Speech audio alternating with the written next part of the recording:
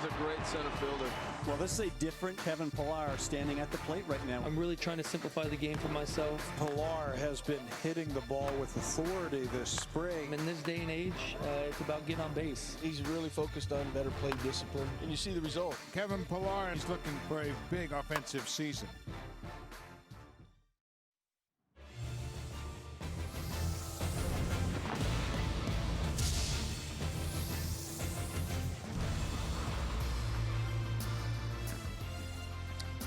It is another spectacular day here on the Gulf Coast of Florida. Very glad you're with us for spring training action as the Blue Jays get set to take on a divisional rival here in Dunedin. The Tampa Bay Rays have come north from their spring training home in Port Charlotte for a game here today. Hi again, everybody. Dan Shulman along with Joe Siddall. Very glad you're with us. Beautiful day. A lot of Blue Jay regulars in the lineup this afternoon, including Kevin Pillar, who's working on a bit of a new approach this spring so far, Joe, and it's working well. Well, it's working very well, and John Gibbons may be looking for a leadoff hitter if Devin Travis is not ready to answer the bell opening day. Kevin Pillar had his struggles getting on base. He does not walk a whole lot. He battled a thumb injury last season, but he looks like a different hitter this spring. A much more disciplined approach. He's really focusing on right center field, but more importantly, each at-bat going up with a game plan, perhaps looking in a zone or even for a particular pitch. And when he does that, he's been much more disciplined in that strike zone. He's seen great results. Very encouraging for a guy, whether he's at the top or the bottom of the lineup, for him to add more offense for the Blue Jays. For more on this afternoon's game, let's go down to the field level. Here's Arash Madani. Well, Dan, Joe, further to that plan and the approach, the biggest thing Pillar told me is that I don't have to swing at every strike this season, every strike this spring. He said that's been the biggest factor for him. He said in the past he wasn't mature enough to let strikes go, but now he evaluates every at-bat by what his plan was and how well he stuck with it. He said with 2 strikes, then I can be more aggressive. Meanwhile, our pitcher today, Matt Latos, we're not quite sure what his status will be with the big club, if at all. Latos struggled in one of his starts this spring, and he said the biggest issue there was his arm slot. He's looking to keep those repeat mechanics going today. This was Jay Happ's slot in the rotation. He's actually going to start in a minor league game across town, and Roberto Osuna has returned from the World Baseball Classic. He'll get some work in a minor league game also. Guys? All right, Arash, thank you. Among the guys who will get work here in the Major League game, Troy Tulowitzki's in the lineup again. He's actually leading off to maybe get him an extra at bat before he comes out of the game. Kenrys Morales is in the lineup as well. We've got the Jays and Rays coming your way.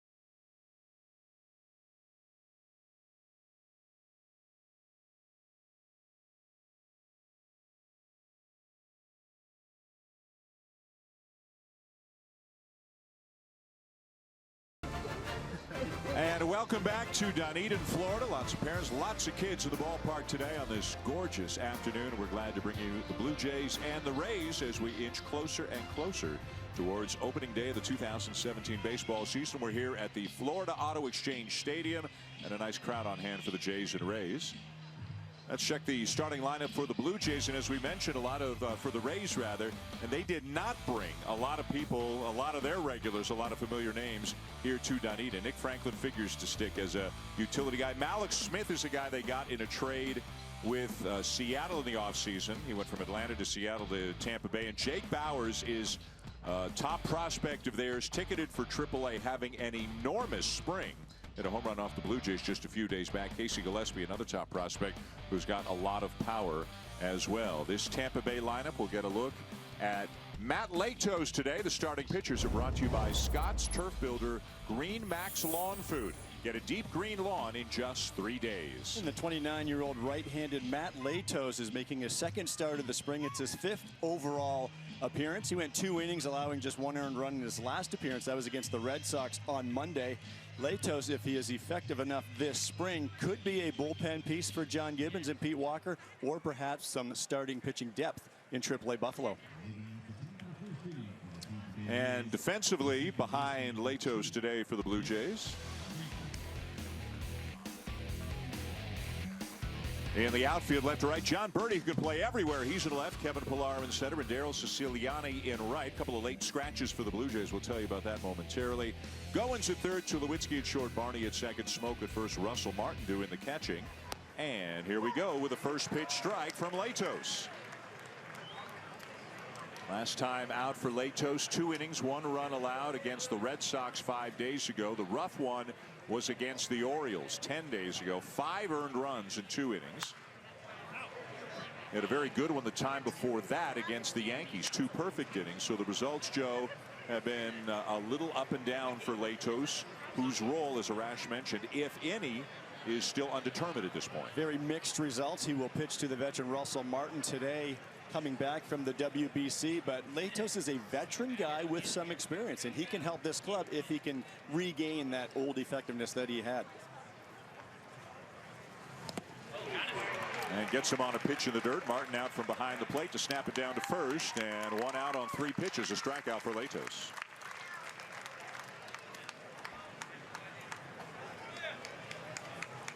So now Mallex Smith will be the number 2 hitter for Tampa Bay. An outfielder, got a lot of speed, a very good bunter. Nice job on that split finger pitch from Latos, and a good block by his catcher Russell Martin, throwing down to first to complete the strikeout. Latos will average just over 90 miles per hour with the fastball, curveball, slider, cutter, changeup, split. He's got a lot of pitches. Russell's going to try to hone those in today and focus on the slider and that split fingered fastball. Smith, who is a threat to do what he just contemplated doing. He's a speedster, and he loves to drop a bunt down. Has a very extensive routine before every game working on his bunting. So a guy, he knows what his strength is, and he knows what he has to do to be a viable big league player. And speed puts a lot of pressure on the defense. We see third baseman Ryan Goins in already guarding against that bunt. Justin Smoke at first also. And he'll get it down, but a little bit too sharply, and Goins going to make a nice play to get him.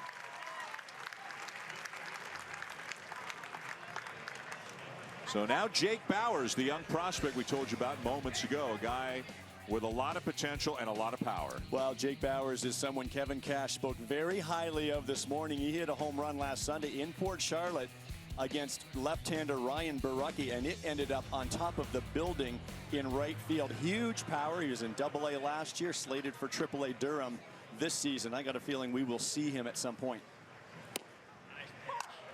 Bauers originally was a first baseman, but the guy on deck, Casey Gillespie, also is a first baseman. They've kind of been going up through the minors together. So Bauers is becoming more of an outfielder in order to ensure at bats for both him and Gillespie as they rise up through the Rays minor league system together. Kevin Cash, the Rays manager, said before the game, not only does he have great power, but he looks like a pure hitter. He's got good plate discipline. They think this guy is going to be a big-time performer for them at some point in the near future.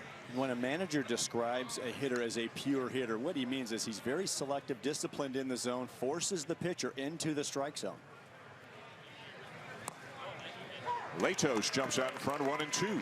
Oftentimes you'll see young hitters and they don't quite have that discipline. They try to do too much because they're so darn talented, and they expand the zone and start chasing, and they can get themselves in a lot of trouble. Not so with Jake Bauers. Latos looking for a quick 1-2-3 inning. And he's got a chance to get it here on the ground ball to second.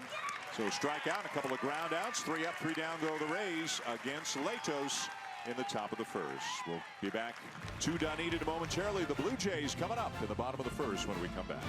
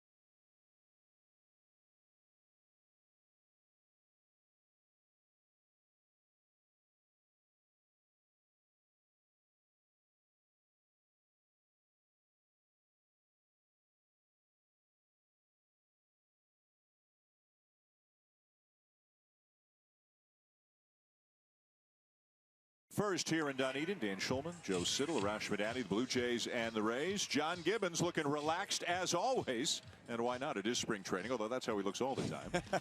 And here's the lineup that the skipper has put on the field for the Blue Jays. We mentioned a couple of late scratches. We'll tell you about that in a moment. Troy Tulowitzki in the leadoff spot. Again, the idea is to get him 3 at-bats or 3 plate appearances if possible, then get him out of there as early as possible. This will be the 3rd game in a row in which Tulowitzki has played. Kendrys Morales is swinging a very, very hot bat so far in the spring for the Blue Jays. He played first base yesterday, but he will DH, which is what he's obviously expected to do for the Blue Jays most of the season. On the mound today for the Rays, right-hander Chase Whitley. 27-year-old right-hander making his 4th official appearance and first official start of the spring. He started the Rays exhibition game against Team Columbia, their WBC team. Returned from Tommy John surgery, made 5 appearances, just 1 start for the Rays in September. He's hoping to provide multiple innings out of the pen for Kevin Cash.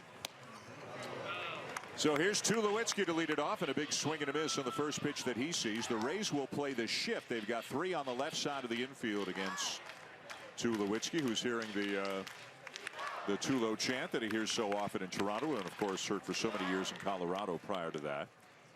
Mention it's the 3rd game in a row for Tulowitzki, the first time that he's done that this spring.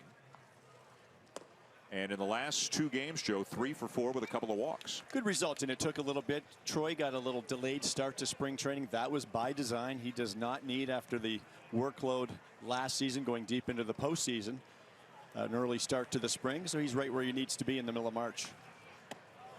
If you had to guess, and we'll jump into this conversation a little bit more because we talked about Pilar and his chances of leading off, and he's hitting 5th today. And again, that's in part to get Tulowitzki perhaps an extra at bat. If you had to guess where Tulowitzki hits in the lineup at the beginning of the season, what would you say? Probably say 5-hole. I think after you get past that leadoff spot, however it ends up, whether it's Devin Travis or Kevin Pilar, you've got Donaldson, Bautista 2-3, whichever way you want to do that. I think Kendrys Morales is my cleanup hitter, and Troy Tulowitzki 5th, and then after that you let the chips fall where they may. Russell Martin, Justin Smoak, Steve Pearce, whoever else is in the lineup. 3-1 the count on Tulowitzki. And Whitley, the former Yankee, swinging a miss, and the count now full. Whitley's made a total of 33 major league appearances in his career, 17 of them starts, 5-5 with a 4.69 ERA. In all likelihood, kind of in a Latos situation, trying to push for a long relief spot out of that Rays pen. The Rays rotation appears to be set and appears to be a good one. 3-2. Line to left field and down for a base hit.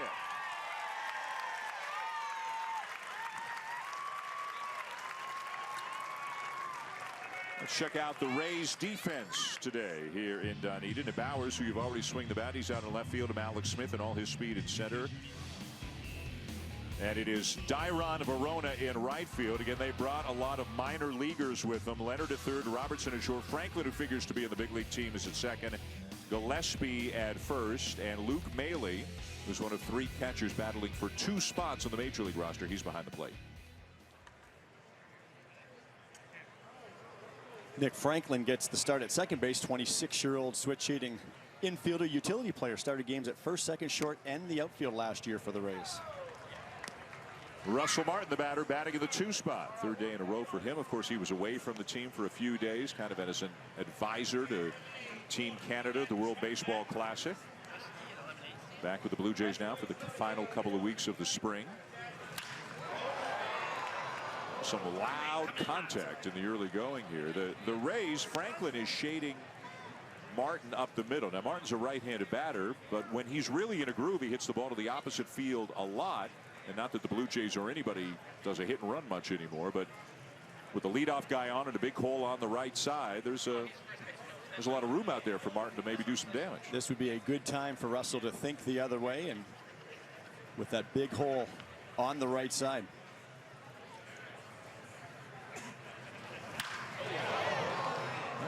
He's in pull mode right now in front of that pitch in on his hands. But it's hard to do if you get pounded in. Russell can still go the other way, and he says when he's thinking and going the other way, he's just so much better because he stays on the baseball longer. And most hitters, when they're struggling or in a slump, they'll say, I've got to go the other way more. And it's because that bat stays on plane longer and stays in the hitting zone longer. It allows them to hit more pitches.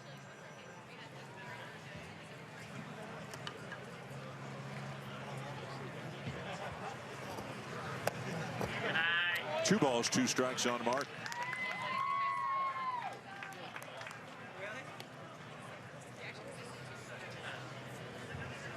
After Martin, it'll be Kendrys Morales hitting in the 3 spot.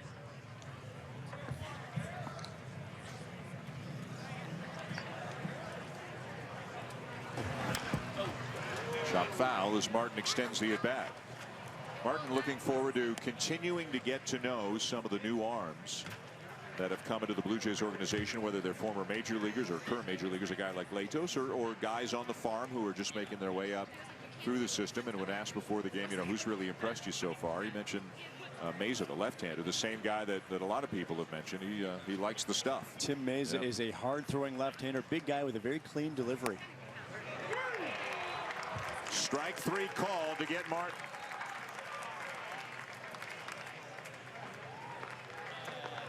Well, this ball just froze Russ Martin. Chase Whitley would be around 90 miles per hour with the fastball, curveball, slider, and changeup. And when you look at the grip on that pitch, a sharp late break. And as a right-handed batter, you give up on that pitch. It looks like it's going to be up and in, and then good late break. Good execution that time by Whitley. So here is Kendrys Morales, who will be the DH for the Blue Jays almost all the time, you would imagine, here in 2017. Switch hitter, the former Royal. And a guy having a big spring, as we mentioned. He's 11 for 25, 2 home runs. Not fair to say to a guy, okay, can you replace the 42 homers and the 127 RBIs that Edwin Encarnacion had? But there is a feeling, as he moves to a more hitter-friendly home ballpark, that the numbers he's put up in the past could go up. And he's a guy universally respected for his ability at the plate. And it reminds me a lot of when Josh Donaldson came to the Toronto Blue Jays from Oakland, also not a very hitter-friendly ballpark out in the Bay Area. So Kendrys Morales now not only playing in Toronto for half of his games, but also in the AL East. I think that home run count can really spike. Whitley makes quick work of him here, 2 down.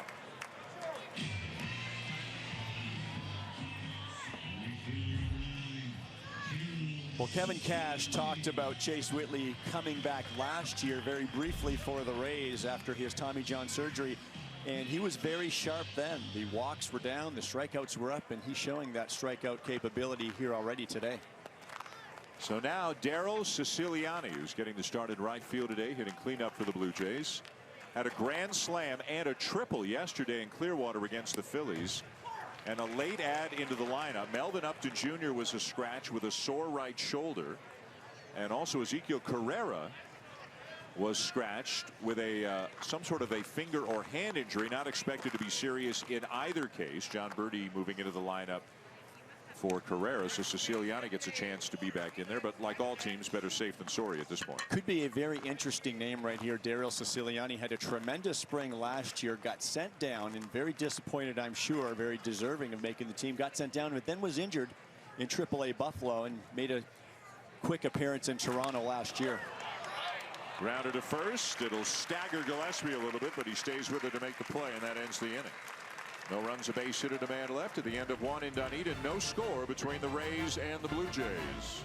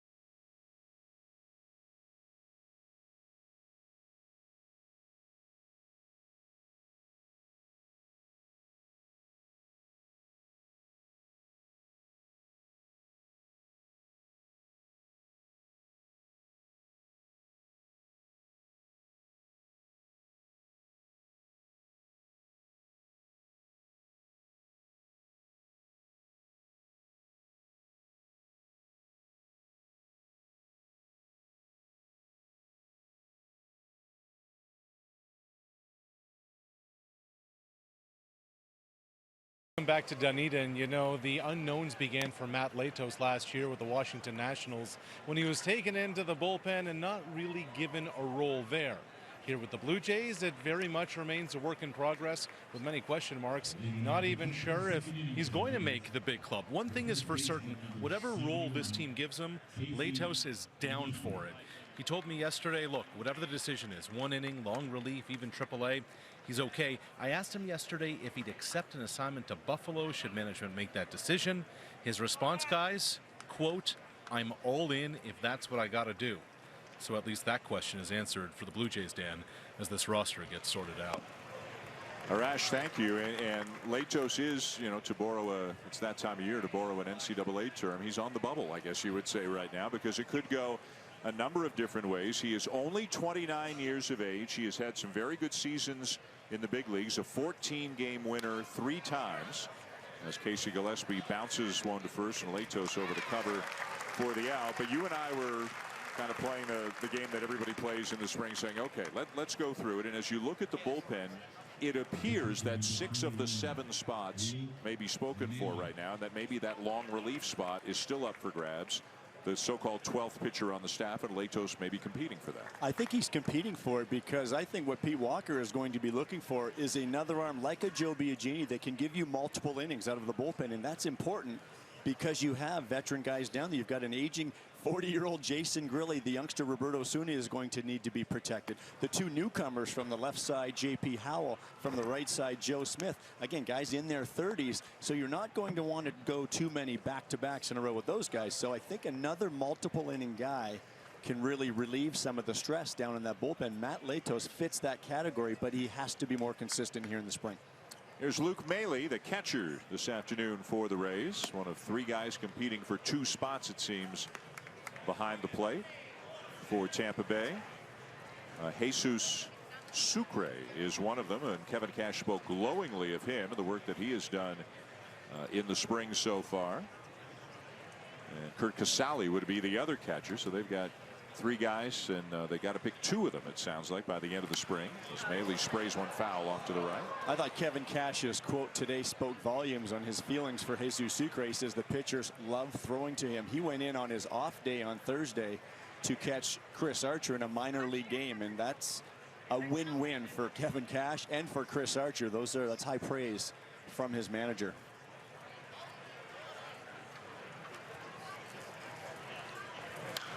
Tampa Bay won just 68 games last year. They struggled. They had a lot of injuries, and normally they have very good pitching, but their starting rotation was dealing with a lot of injuries last year. They were 4th in the American League in home runs, but only 14th in runs scored. Their on-base percentage was very low, just didn't have a lot of guys on base.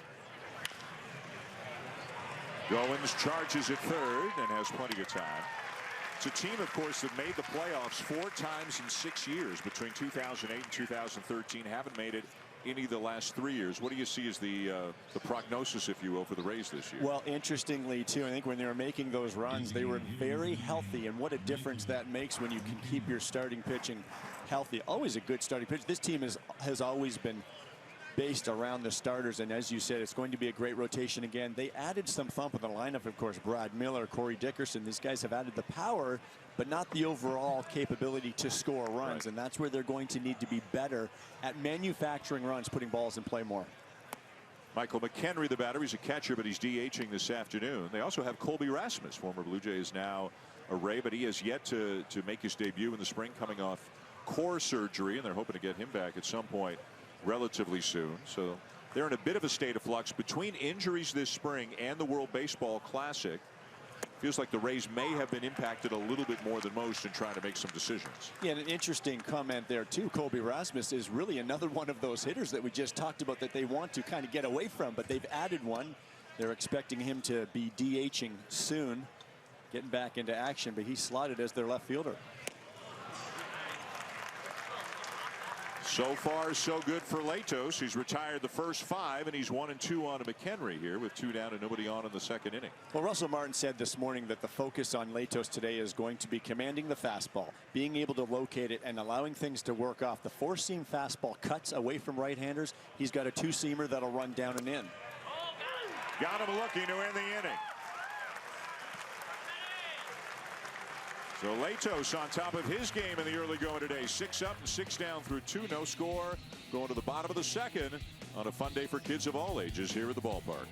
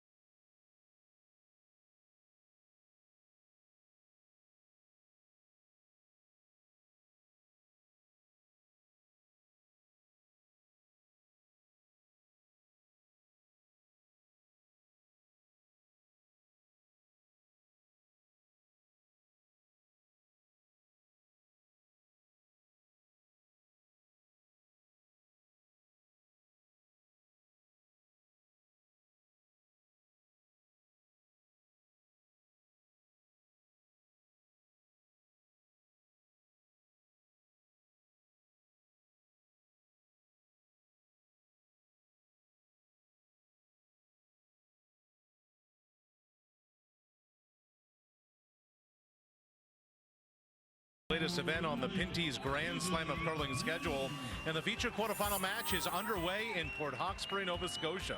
Reed Carruthers against the Elite 10 Selects, a team of recently retired curlers led by 2-time world champion Jeff Stoughton. That's on Sportsnet 1 right now. Dan? Thank you, Arash. To the bottom of the second, no score between the Rays and the Blue Jays, and Kevin Pillar leads it off and fouls one back. We talked a lot about Pillar right off the top of the show. Generally has been leading off this spring, has had a very good spring. If Devin Travis is not ready to start the season, will Pillar be the leadoff hitter? The new approach, more patience. You can see the numbers. They're really good this spring.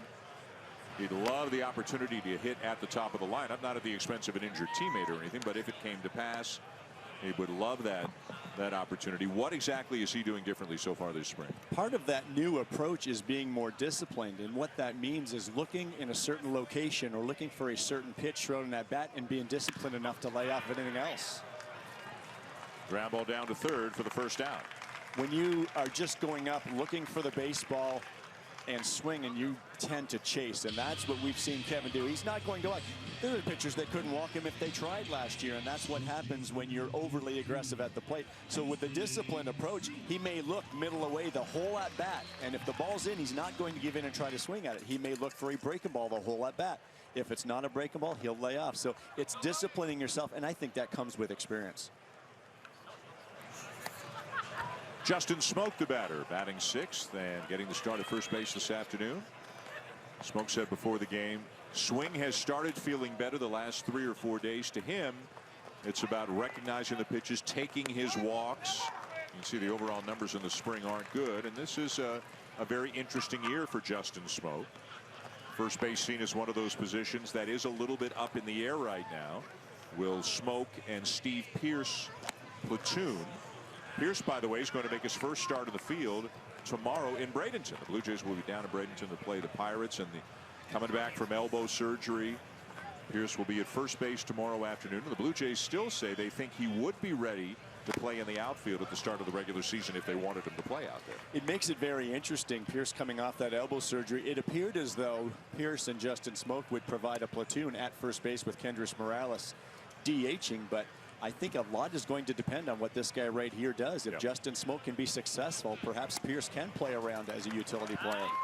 And he said he knows he's feeling good about things when he takes his walks, and he takes a walk here with the one out in the second to bring up Ryan Goins, another guy going through what has to be an interesting spring. You know, I think for all of us who don't play, we just look at them and say, well, professional athlete and great life and this and that. Ryan Goins is at a real could be at a real crossroads right now, and it's could be totally beyond his control because he's out of options. If Travis is healthy to start the season and they keep Barney, they may decide that there's not room on the roster for Goins. Remember, he spent some time at Buffalo last year, but because he's out of options, if they try to get him through waivers, somebody will claim him, and he's got to know that he's trying to perform now, not just for the Blue Jays, but for the other 29 teams as well. As a minor leaguer coming up, you always have to realize you're playing for 30 teams. If it does not work out with your club, there's other teams out there. Ryan Goins, I believe, would get plucked off waivers in a hurry, probably from a National League team because of his tremendous glove. So I don't think they're going to be able to hang on to him in that scenario. Bobbled out of the middle of the infield, and eventually the out is recorded. Boy, that could have been and should have been two. But unable to come up with it cleanly is Daniel Robertson, the shortstop, who was in the shift on the other side of the bag, so they'll only get the lead runner. Well, Justin Smoak is not going to intimidate you on the base pass, but I think what happened here as an infielder, you know that the play is in front of you, and that if you field this ball quickly, you can apply the tag and get the double play at first base. But some infielders will rush it just a bit, and I think in rushing it right there, the ball was bobbled, and then he was unable to get both the outs. He took the lead out, no less.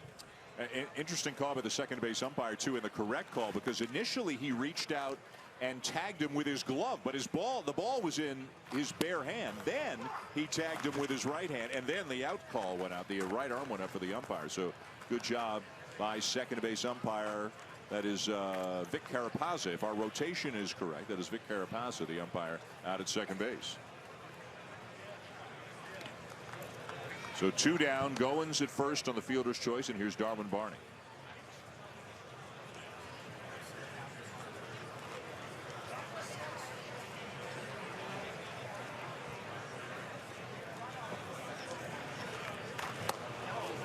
Straightened up by a fastball, a ball and a strike.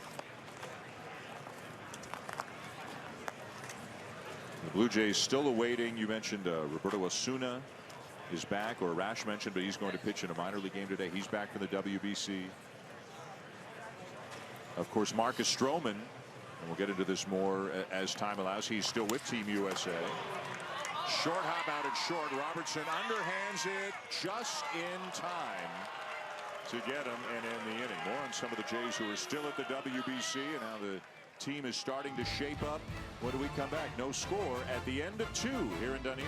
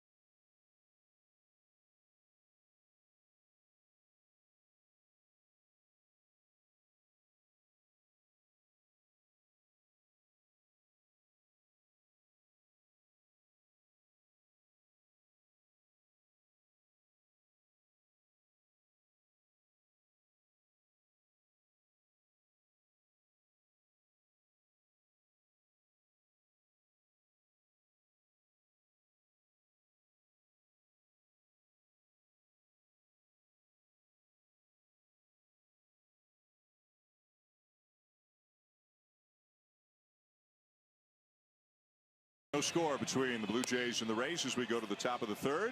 And very pleased to be joined from the Blue Jay dugout right now by second baseman Devon Travis, who is getting closer and closer to getting back. Devon, thanks for joining us. Aren't you hot down there in that hoodie? What are you doing? Yeah, you know, I am a little hot down here. I looked in my locker and I didn't have my pullover, so yeah, I'm a little hot right now.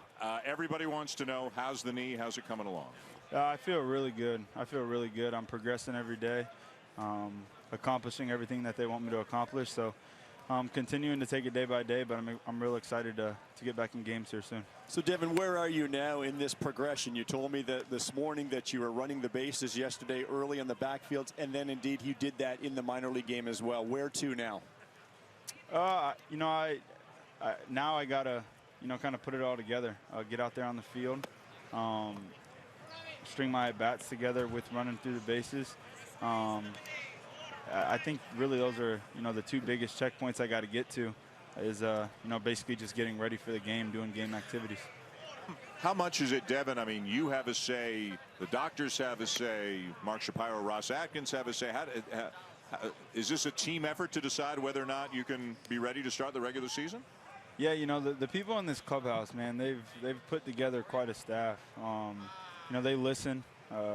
When I come in, I tell them how I'm doing, and we make a plan from there. And yeah, it's definitely a collective decision. But you know, at the end of the day, it's on me, and I'm ready to go. And you know, when my knee's ready to go, you know, I'll know it, and they'll know it, and I think it's going to be here pretty shortly. You had some minor league games where you could swing, but you weren't allowed to run, correct? Yeah. So how strange is that, as we see you going, some video here of you going through some workouts earlier today. How strange is it to be in a game, swing the bat, and then not be able to run? That's the weirdest stuff, man, I've probably done on a baseball field in a long time. I got back to the dugout the first day I did, and then everybody in the dugout was looking at me like I had 5 heads, and I had to go around and apologize to everybody and let them know that that wasn't my doing. I was told to do that. So it's definitely pretty strange. Now, Devon, you saw your teammate Josh Donaldson go deep and then just walk straight back to the dugout. Was that in your plan? Yeah, that was definitely that was in my plan, but I don't have it like that guy. So not yet. Was your injury, Devon, was this anticipated after actually going into the offseason? Did you think that this was going to be this delayed before you got going full bore here in spring training? You know, I truly wasn't sure. The biggest thing I was told after the surgery was it's going to take time, and you know, I got to be patient. It's hard to be patient, but I was told, yeah, you got to just continue to trust the process and, you know, go about it day by day. And that's the biggest thing everyone in this clubhouse has been stressing to me is, you know, to come in every day and however I feel to leave feeling better than I did when I came in. So that's been my mindset, and getting pretty close there. It must be extra difficult, I would think, Devin, because this is a longer than normal spring training because of the World Baseball Classic. So you're having to go through the same drills for an even longer period of time before the season begins. Yeah, definitely. You know, I didn't until just now, earlier today, look at the calendar and saw what day it was. So yeah, it's been tough, man. It's tough to come to this place and, you know, watch everybody play, but you know, I know it's a process, and this is all part of it. So just trying to keep a positive outlook, and yeah, I can't wait to get back out there. We just saw Ryan Goins start a 5-4-3 double play. Second, short, third doesn't seem to matter. That teammate of yours can really pick it, can he? Yeah, he's something. He's something. You know, I come out here every day, and I just now started taking ground balls with everybody. But you know, these past few weeks, just coming out here watching, you know, Gogo, Tulo, Barney, Smokey, Kendrys, everyone in this infield, they really take a lot of pride in their work. And you know, to come out here and watch them take ground balls just for 5-10 minutes, it's something that's you know, that's really special. And yeah, they definitely got it figured out there. Last question. You're a Florida State Seminole. They got Xavier later today. What are you thinking? Man, you know I'm you know where I'm leaning, but I know it's March Madness and it's crazy. So I'm willing the boys on, that's for sure. How far do you have them going on your pool? I have them winning this game, and I'm not going to say anything further than that. That's fair. Devin Travis, politically correct, staying right down the middle, as always. Devin, we wish you good health. Hope to see you out on the field opening day. Thank you guys so much. All Thanks right. for having me. All right, thanks a lot. See you guys. Devin Travis, who shows up at the ballpark with a smile on his face every single day. And you hear that said about a lot of people, but he truly loves coming to the ballpark and being a baseball player. This is a fine young man, and when the Blue Jays acquired him in a trade with the Detroit Tigers, I talked to some of the people I know in Detroit in that organization, and there were rave reviews. They said this guy can flat out swing it. We have seen that. He's played a pretty good second base. He's continuing to try to be that complete player. Chopper to short, a big hop for Tulowitzki, and that's 3 hitless, scoreless innings for Matt Latos as he makes his way off the field on this gorgeous afternoon here in Dunedin, Florida.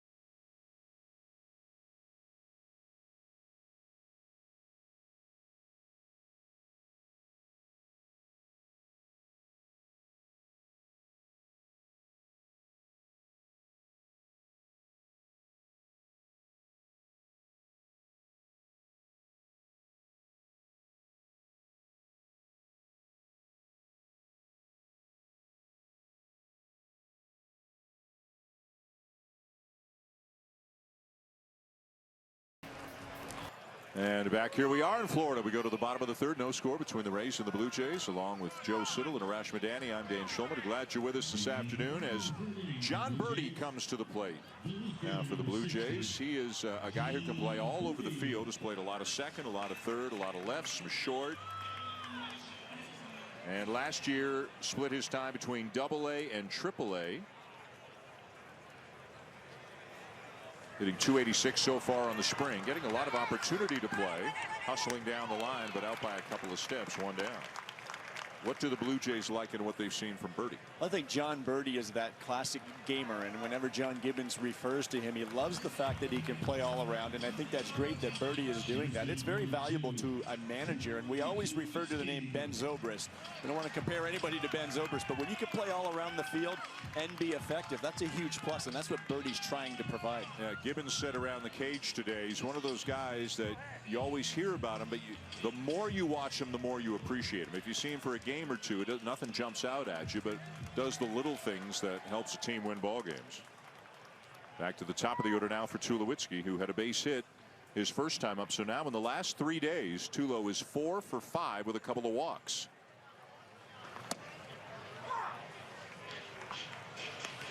Now, wouldn't the Blue Jays love to see a truly healthy Tulowitzki for an entire season, and whether that would mean 155 games or 145 games, how much rest they would give him remains to be seen. But if he could get through an entire season truly healthy, just to see what the numbers might be like. Yeah, Troy, and now at 32 years of age, and I still look back when he was acquired at that trade deadline. I know the David Price name was a huge one in that time, but what he provided defensively to support his pitching staff was remarkable. Makes the breaking ball in there for a strike, 1-2. And again, if you weren't with us off the top of the show, you shouldn't read too much into the fact that he's hitting leadoff. The idea is, because it's his third game in a row, to try to get him that third at bat a little bit earlier, then take him out of the game. So he's in the leadoff spot. Martin hitting second. Pilar down in the 5 spot today. And the guy we talked to from the dugout, Devin Travis, last half inning, he is itching to go and slowly getting closer and closer and hoping to be ready by opening day. Tulowitzki commits, 2 down. That's what you can do in spring training games. You can manipulate the lineup a little bit. Troy leading off today, and as John Gibbons said, we'll get him 2, maybe 3 at bats, but the idea is put him at the top. He'll get those at bats sooner and maybe only play 4 or 5 innings defensively instead of having him out there for 6 or 7. Again, another veteran player, and this is a very veteran club that you really want to take along slowly here. Be ready for opening day, but you don't have to burn yourself out in the month of March. Russell Martin, the batter. Right back up the middle, but playing him up the middle was Franklin, so he'll make a play on a hard hit ball that appeared to be ticketed for center field. The Blue Jays go in order, and we are at the end of 3. No score between the Rays and the Jays.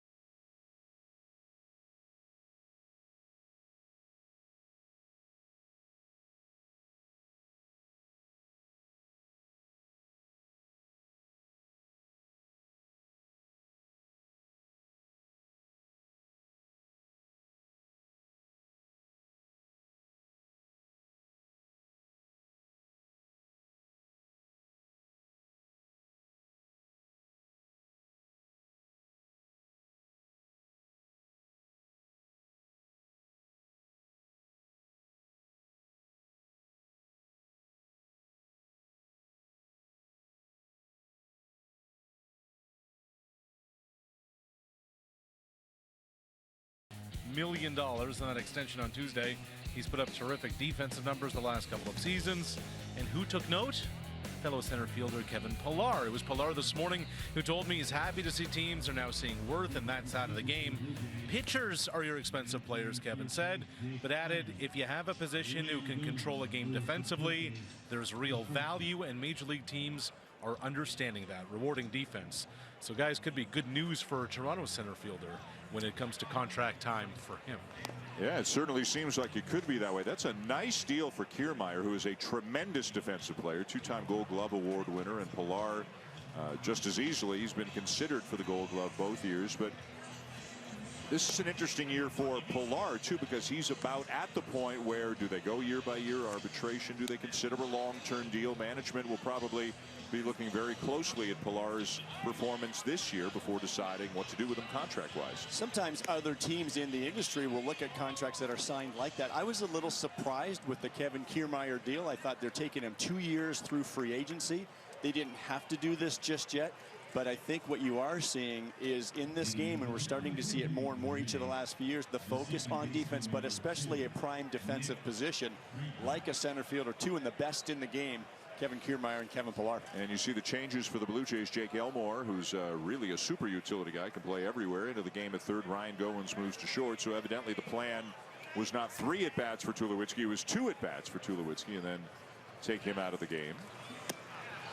As Matt Latos is out for his 4th inning of work. He has faced the minimum through 3. He's allowed 1 walk, but that runner was erased on a double play.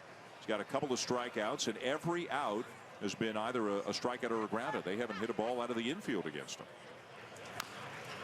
And again, this is a big one for Matt Latos. It's starting to get late into the spring. There appears to be a job available as a long reliever. He obviously, given the success that he's had at the major league level, would seem to be a serious consideration for that job if the results are good. And so far today, the results have been very good. Latos was excellent last year in the month of April for the Chicago White Sox, one of the top pitchers along with Chris Sale, but things went south. He was released by June, signed with the Washington Nationals. Things did not go a whole lot better there. But the Blue Jays really feel after a couple of down years, this is a perfect bounce back candidate. If he can bounce back and be the Matt Latos from a few years ago, he can really help this ball club. So last year, as Joe mentioned, a National and a member of the White Sox. The year before, he was an Angel, a Dodger, and a Marlin. So he's been with 5 different teams in the last 2 years alone, and was with Cincinnati and San Diego before that. So if he makes the Blue Jays, they would have become his 8th major league team. Well traveled, more well traveled than you want to be as a 29-year-old as he walks Franklin to begin the inning. Well, and that's why Russell Martin this morning talked about that fastball command, and we've seen Latos very good today when he commands that fastball, but he's thrown so many different pitches. He's thrown 7 different pitches in the past. Russ is trying to focus on the fastball, slider, and that split finger. He can go to the changeup when the split finger's not feeling right on a particular day. You can mix in the curveball, but to try to be perfect with 7 different pitches, it's just way too difficult. Here's Malik Smith tried to bunt his way aboard the first time up, and Goins, who was then at third, made a good play to get him relatively easily.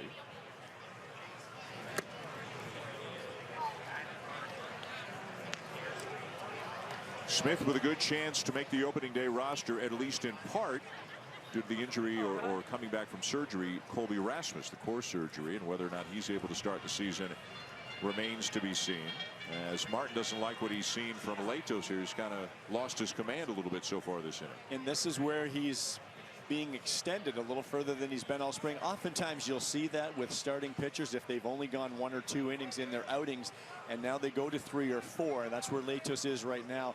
And when fatigue becomes a factor, just because your arm and your body has not been built up to that, so you may see that. I think that's exactly what we're seeing here early in Latos's 4th inning.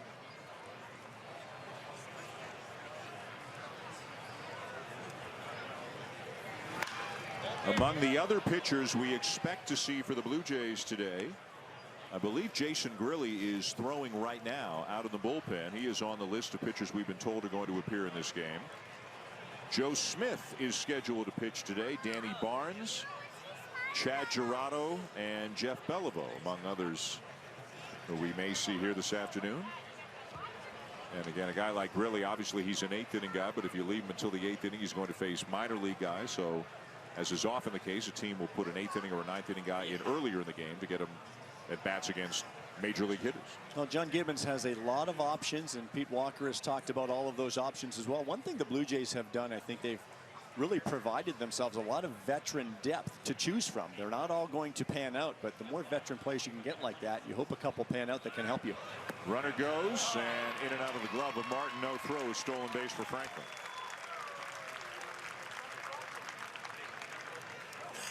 Well, Franklin picked the right pitch to go on. Russell could not handle this off-speed pitch down in the zone, and a lot of times as a catcher you hear your teammates yelling runner that he's going, so you get a little bit antsy behind the plate. Russell was popping out of there as this off-speed pitch went down hard into the dirt, and he just could not come up with it cleanly to field it to make a good throw. Rays still without a hit, but they do have a runner in scoring position with nobody out here in the 4th inning. No score here in Dunedin.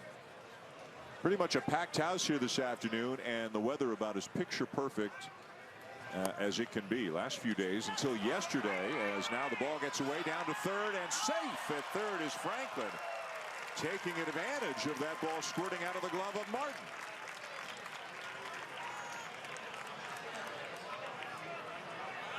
Well, I think Russ thought he had him at third base, but he's probably going to be upset with himself at the way he responded to this baseball. Once it got away from him, he just clanked it a little bit. He kind of took his time for a split second, and eventually that's, I think, what cost him. But the throw looked like it was on the money. The tag just didn't get there in time. Jake Elmore did not slap that tag right onto the foot of the base runner.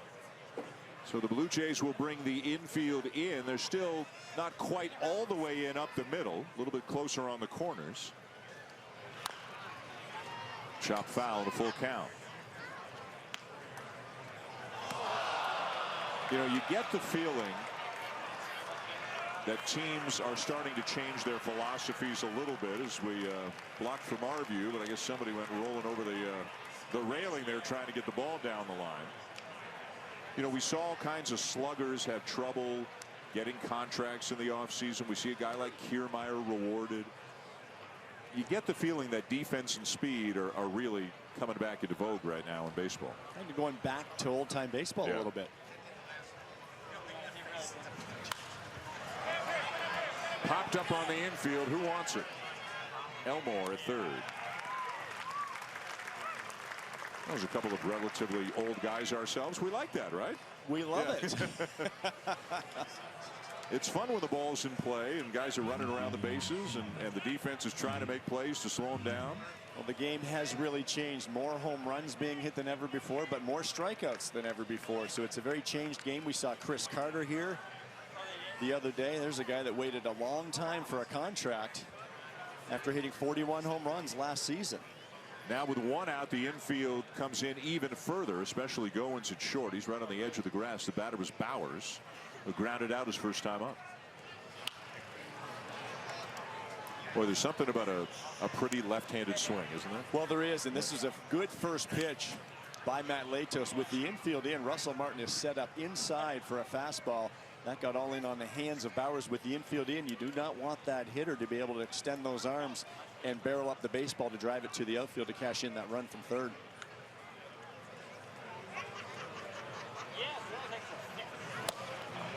Oh, and 2. Back-to-back fastballs that time from Matt Latos, and Russell Martin is adamant about getting that ball inside, and Latos has done it twice. His work is not done. He's up 0-2, but again, this is a very good young hitter. He's going to try to cash in here with the infield in.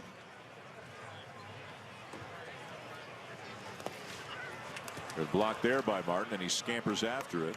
Franklin holds his ground at third. That's a big play by Russ Martin behind the plate, too. That's a run saver right there. But the most important thing for a catcher is that you give your pitcher confidence that if you bounce the baseball, I will be blocking it. Russell goes down. Good form. Different form than most. A lot of catchers you'll see get down to 2 knees. Russell tends to go down to 1 knee to create his upper body to cup that baseball, but he does an excellent job there smothering it, saving a run.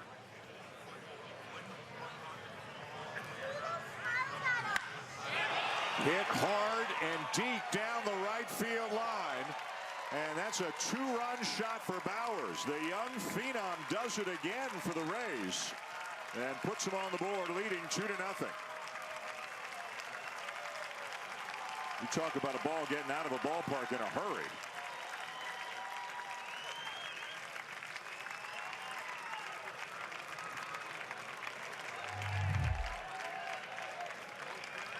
Well, Matt Latos came inside a couple of times early in the at-bat, bounced a breaking ball, but then went right back to that pitch. You talk about good major league hitters we do not want to miss or maybe go to the well too often. He just got a little bit too much plate on that one We might as well start talking about Jake Bauers about being a veteran hitter, because that's what he looks like. Homers off of Blue Jay pitching for the second time in just a few days. 2-0 Tampa Bay, top of the fourth. And the batter Casey Gillespie, who hit a home run from each side of the plate against the Blue Jays 6 days ago. He's a big guy, 6'4", 240. Hit 18 home runs between AA and AAA last year, and is the younger brother of Giants infielder Connor Gillespie.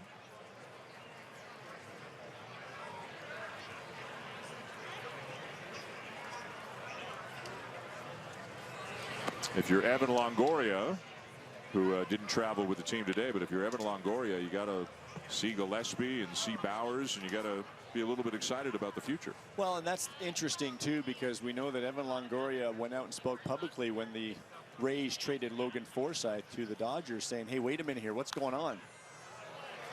And when you start trading those veterans, of course, Logan Forsythe, an excellent season last year for the Rays at the top of that batting order. They got a good arm in return, but I think Logan Forsythe, we've been talking about the Rays offense and how it's really been an issue with their great starting pitching, and they're sending off one of their best hitters. Let's go down to Arash for more. Well, it's interesting, guys, when we talk to Kevin Catt.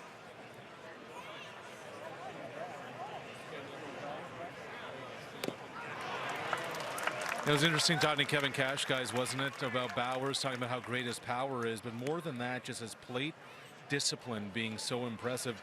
And he said last year when Bauers showed up to camp, he was kind of the scrawny kid, but now he's bulked up so much. The body has really filled in.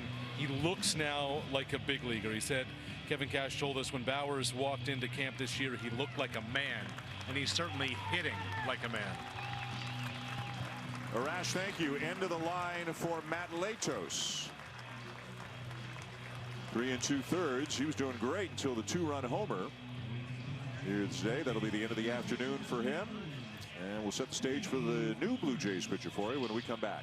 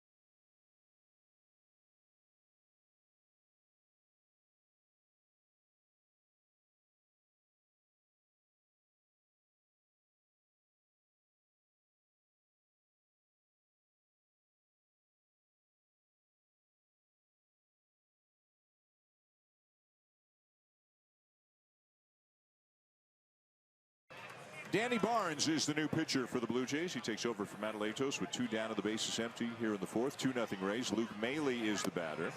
Barnes, a guy who had extraordinary numbers in the minors last year, AA and AAA, unbelievable control, and then I think showed pretty well when he came up to the Jays near the end of the season. Well, he did. Pitched in 12 games for the Blue Jays last year and showed very well. This is a nice arm that he'll have options on his contract. They can move him up and down throughout the course of the season.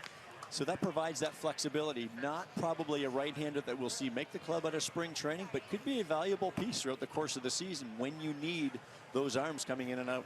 Which every team does. It's not like it used to be. Teams use the shuttle between the majors and AAA constantly. Just ask Ryan Tepera, who probably went from Toronto to Buffalo and back more than anybody in the world last year.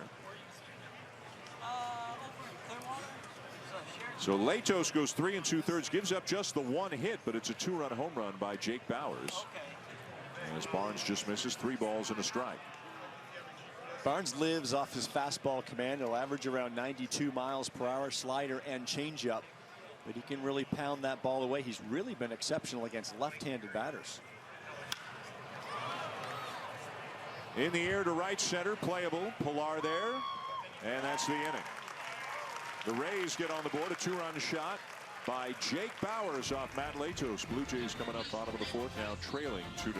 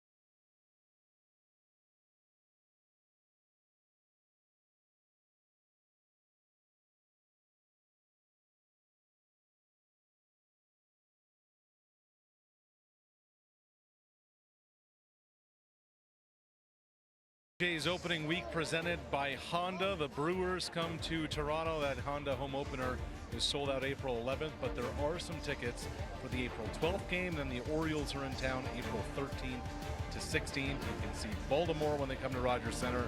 BlueJays.com for tickets. Guys. Arash, thank you. A lot of Baltimore in the early going. Blue Jays opened in Baltimore before going down to St. Petersburg to take on the Rays, and back home the interleague home opener against the Milwaukee Brewers, and then another series with the Orioles. So some good tests right out of the gate.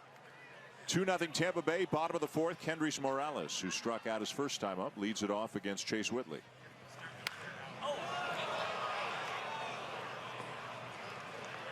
Morales last year with Kansas City, 30 homers, 93 driven in. The year before, 22 homers, 106 driven in, and 41 doubles 2 years ago. Impressive, because it's not like he's racing around first and just beating the ball to second base on a borderline base hit that he stretches into a double. He is not that kind of a guy, but he has the reputation of being a professional hitter, a guy who gives you good quality at bat, drives in runs. He's driven in 100 a couple of times in his career. He's hit 20 or more homers 5 times in his career, and that's with having missed all of one season and most of another with a badly dislocated ankle as he strikes out for the second time today. Harmless looking play, celebrating a walk-off home run, jumps up in the air, lands awkwardly at home plate, surrounded by his teammates, and it takes them a few seconds to realize that he's hurt. Yeah, who would have thought? And I think we're seeing more and more around baseball, fewer guys and their walk-off home runs jumping into the pile, just coming in gently. And you think of ways that you can get injured. That's not one of them, No. but I think everybody in baseball learned a lesson. Here's Daryl Siciliani, and you were starting to say before the inning ended last time that he was up, that you think he's a really interesting guy, right? He's very interesting, especially the way he's been inserted into the lineup today with both Upton and Carrera leaving with injuries. Drives the ball to deep right field down the line, and it will be just foul. Siciliani had a great spring last year and then got sent out, but was injured in AAA Buffalo, so his season was not great after such a great start. And by all rights, John Gibbons said he could have been the most valuable player in camp. So he's very interesting because he's such a gamer. I talked to Gary Allenson, who managed AAA Buffalo last year, and I just think it's ironic with this left field picture the way it is entering this season. And a day like today, after Siciliano had a big day yesterday against the Phillies, Upton and Carrera out of the lineup. He's back in. Dalton Pompey still out with that concussion from the World Baseball Classic. They like a lot of things that he does. He can hit. He's got pop. He runs the bases well, so he's kind of that all-around type player. A left-handed bat doesn't hurt. It sure does. And in left field, I guess they could use that right-handed bat. Nice play by Whitley. 2 down. That's the ironic thing about Carrera and Upton in left field competing for playing time is they both hit left-handers but struggle against right-handers. Right. And that's where if Ezekiel Carrera could be a little bit better against the right-handers, it'd be a perfect platoon. So 2 down, and here's Pilar. Grounded out his first time up. The Blue Jays got a leadoff base hit back in the first from Troy Tulowitzki, and that's the only hit they have so far. As you look at Pilar, his second time up, we talked about his improvement in terms of his approach, trying to be more patient, and really hoping that translates into less chasing and a better on-base percentage this season. Well, and it all comes with experience. I think more and more you talk to hitters, it takes that full year or two or even more in the big leagues. Base hit. And that's a good example of that, because Pilar talked about looking for locations or looking for particular pitches, but the important thing is to not sway from your game plan. If he came up looking for a ball out over the plate, this at bat right here, don't chase the fastball in because you're not going to get to it. I think it comes with experience. It's a shorter swing that he has. He's such a tremendous athlete. I think Kevin's got the ability to shoot the ball all around the field, hit for higher averages. Don't worry about hitting 20, 25 home runs. Because of the defense he plays, he can be very valuable. A base hit with 2 down. Justin Smoak, the batter. Pilar bluffing over at first. Now he's running. Pitches up and away. Throw down. Got him. Maile throws out Pilar at second, and that'll end the inning. No runs, base hit, nobody left, and to 4 in Dunedin, and the Rays lead 2-0.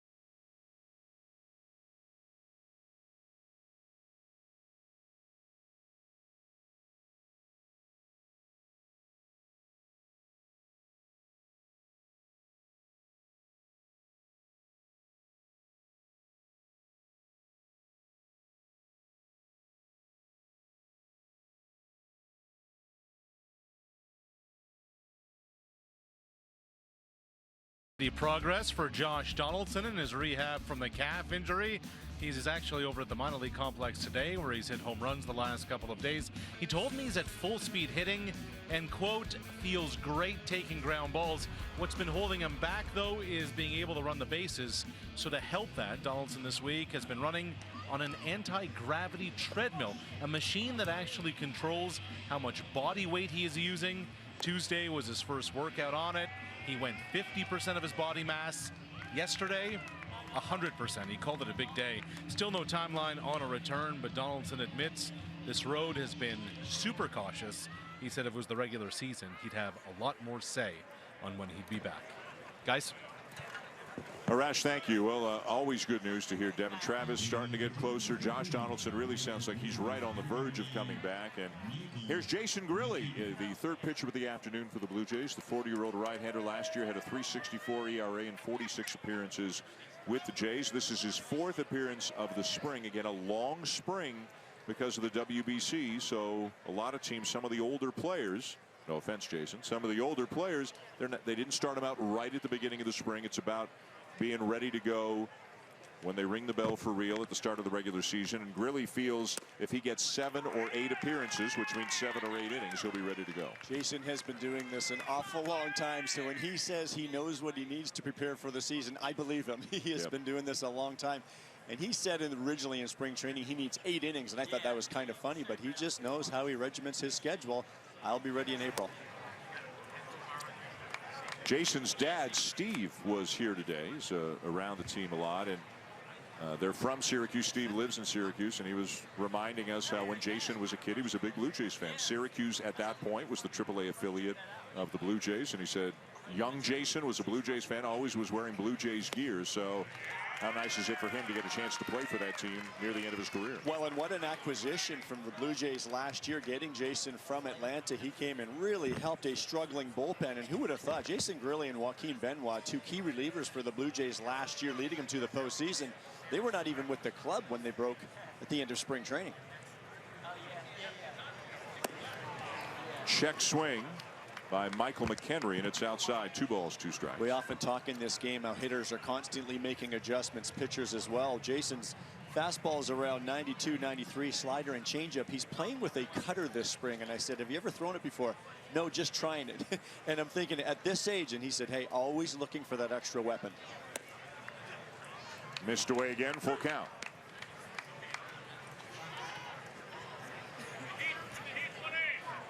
I don't know that any profession in the world tinkers more than pitchers. Oh, my goodness. When you're in the league a long time, I think pitchers feel that hitters are on to you. They watch so much video now, they're always going to have that edge.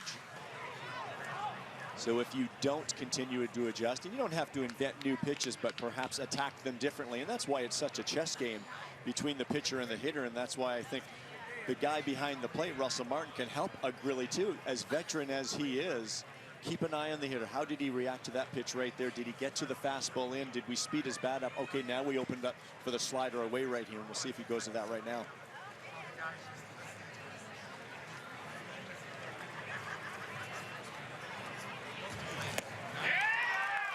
Right on cue. There's 2 veterans going at it right here. When you have Grilli on the mound and Russell Martin behind the plate, there's a ton of experience, but you know what? There's a lot of baseball intellect as well. These guys have been through it. They know how to read hitters. Perfect execution by the veteran battery mates.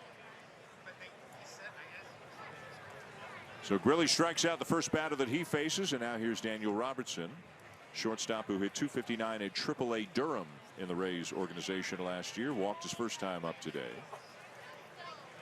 I think both of us were expecting a couple more major league players to make the trip north. There is a rule in baseball that I believe it's 4. You have to send 4 legitimate major league players on the road during spring training. And I mean, the Rays have done that.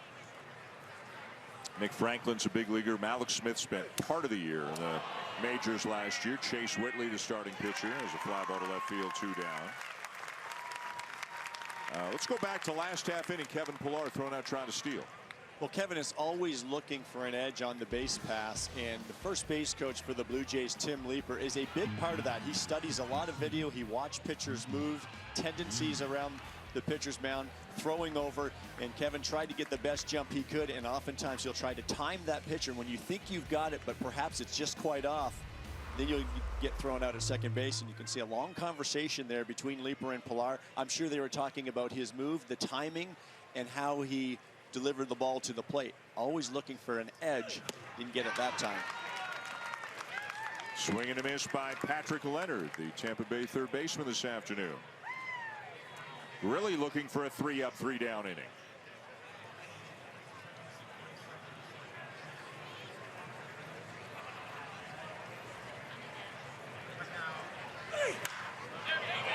Line down the right field line. That's a fair ball. Leonard on his way to second. Leonard rounding second and will be into third with a 2-out triple.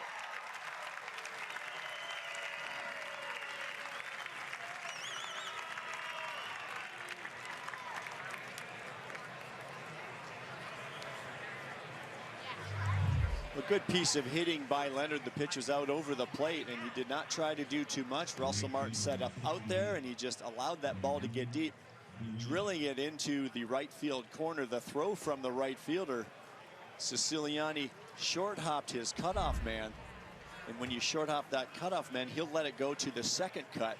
That's what allowed Leonard to move on to third base with a triple. So the batter now, the right fielder, Dairon Verona. Hit .232 with 14 homers at AAA last year. And a fastball pumped in for a strike by Grilli.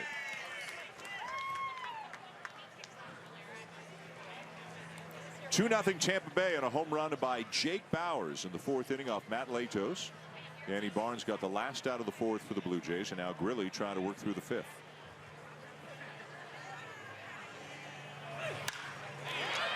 Right field again and down again. Another extra base hit. This will produce a run. Verona on his way to second with a double, and it's 3-0 Rays.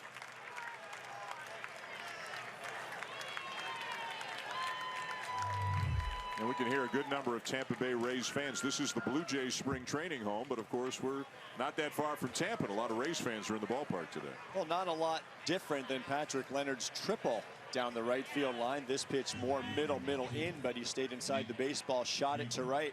It's a good piece of hitting against Grilli, really allowing that ball to travel, not getting caught out front. Martin out to the mound to talk with Grilli. So he got the first 2 outs, then a triple and a double produce a run, and that brings Nick Franklin up for the third time.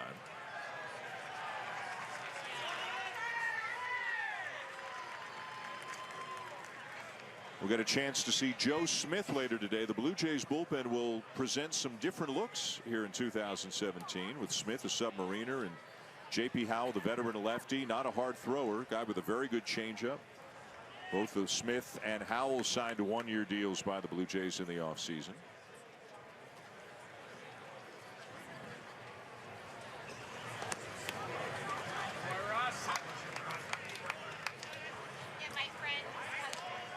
Grilli's a little frustrated right now with himself. I think so, and you may have mixed in a couple of cutters there. And again, when you're experimenting with a new pitch, it's something he's going to try to create another weapon. And the other thing is he may not stick with it. This is something he's trying. He knows when the season starts, and that's when he's going to have to bear down and stick with his assortment of pitches, the fastball, slider, and changeup.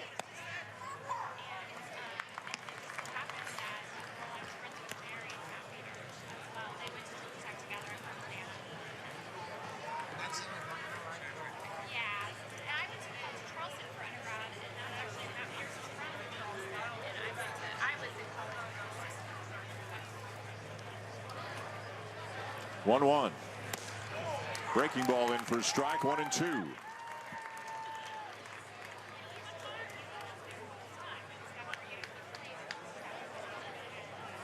Franklin has struck out and walked and scored in this game.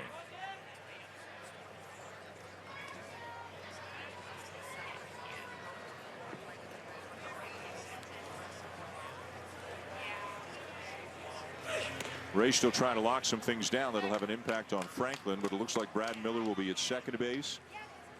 Logan Morrison figures to get a lot of playing time at first base. Matt Duffy, they're hoping, is going to be ready to be their shortstop, but it sounds like his recovery from heel surgery is taking a little bit longer than expected. They picked him up in a deal last year with the Giants. He may not be ready. Third base, they know who that guy is. They feel pretty good about that guy. Evan Longoria, franchise player for a long time, and still got about 5-6 years left on signed an extension a few years back, and still got about 5 more years left on that deal. Full count. Well, it seems like Kevin Cash is really going to have to try to sort out his bullpen over these next couple of weeks. Yep. And not different than a lot of teams. Most teams in the Blue Jays are in a really different situation. When you have your 5 starters set going into spring training, that's a unique situation.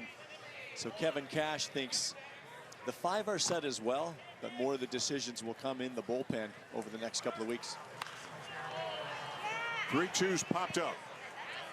Barney backpedaling, drops the sunglasses, makes the catch. I don't think there's such a thing as a routine pop-up in Florida in the spring. Another run for the Rays. They're up 3-0. Going to the bottom of the 5th here in Dunedin.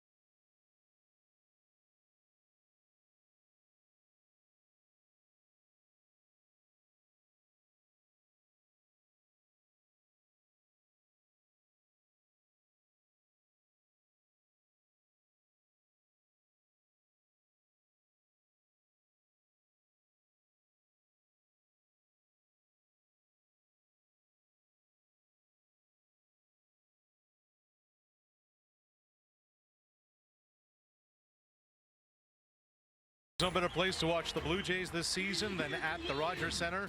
There are 6, 12, and 20 game packs available. You can call 416-341-1234 or bluejays.com/gamepacks. Arash, thank you. Hard to believe it's just a couple of weeks away. The regular season will begin. The 2017 season. The home opener is against the Milwaukee Brewers on April the 11th. New pitcher for the Rays is right-hander Austin Pruitt. A starter at AAA Durham last year. You see his spring numbers as Justin Smoke settles in to lead it off for the Blue Jays.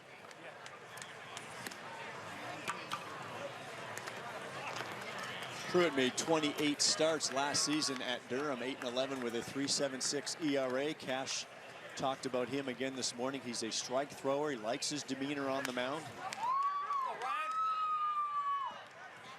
Ground ball to second to retire Smoke.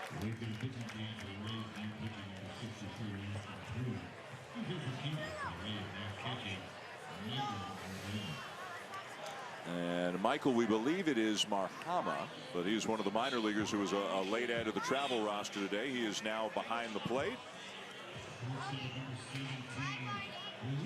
That changes, 3 other changes as well for Tampa Bay. How you making out on your scorecard, Joe? Excellent, just going great. Goins will lay a bunt down and beat it out without a throw.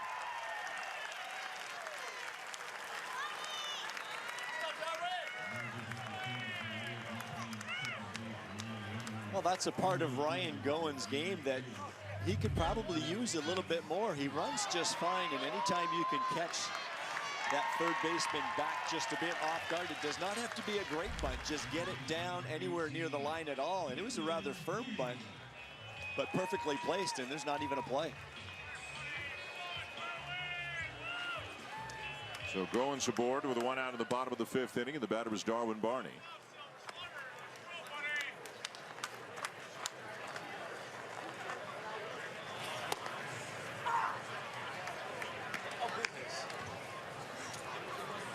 Barney reached on a fielder's choice his first time up. That ended the 2nd inning, so 0 for 1. 3-0 Rays, bottom of the 5th inning. The hits are even at 3 apiece. Blue Jays are down in Bradenton, about an hour south of here, to take on the Pirates tomorrow afternoon. And then back home here in Dunedin to face the Twins on Monday. You'll have the game on radio tomorrow? Yes, we will. Yeah. Jerry Howarth doing the game on radio today with Kevin Barker. Joe is here. Tabby will be back a little bit later on in the month, and Buck is probably somewhere over the Pacific Ocean right now, we think, on his way back from covering games in Japan to the World Baseball Classic.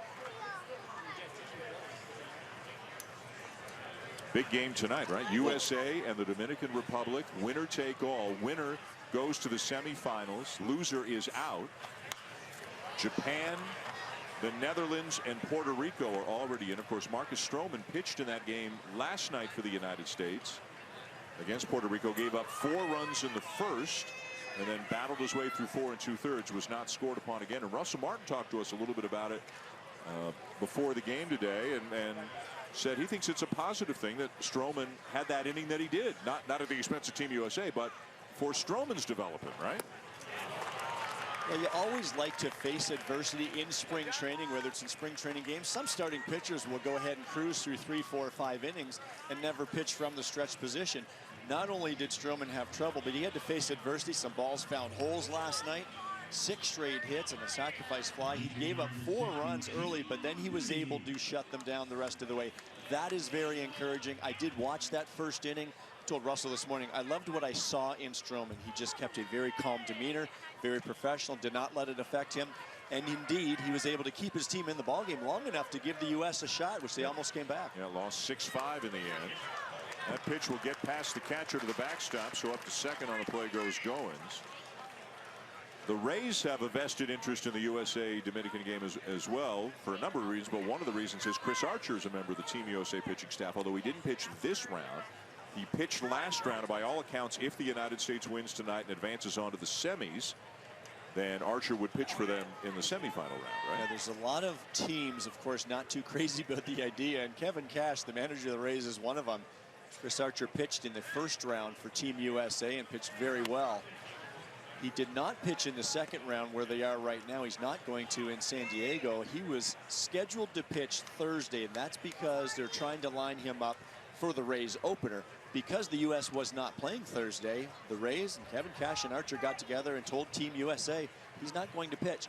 However, if they were to advance, and they've still got a pretty big hill to climb, to the final game, which is next Wednesday, Chris Archer will be the starting pitcher for Team USA. 2-0 the count on Birdie.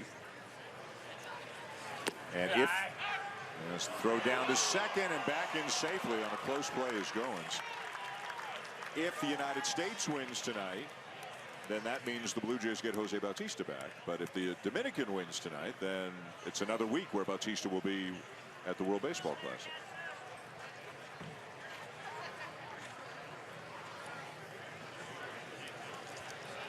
I think there'll be a little energy in the ballpark in San Diego for that game. Oh, I think so.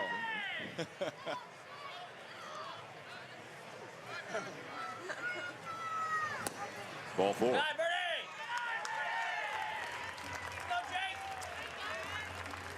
So 2 on with 2 out, and back to the top of the order. This is Jake Elmore, who took over a couple of innings ago.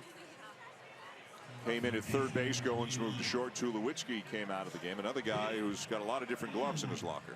A veteran utility type player, and Jake Elmore spent time with the Milwaukee Brewers last year, but parts of 5 seasons in the big leagues, 29 years old. And we talked about John Birdie earlier, younger version of Jake Elmore, but these are the kinds of guys that grind it out in the minor leagues, get tastes in the big leagues, but can be valuable pieces throughout the course of a long 6-month season.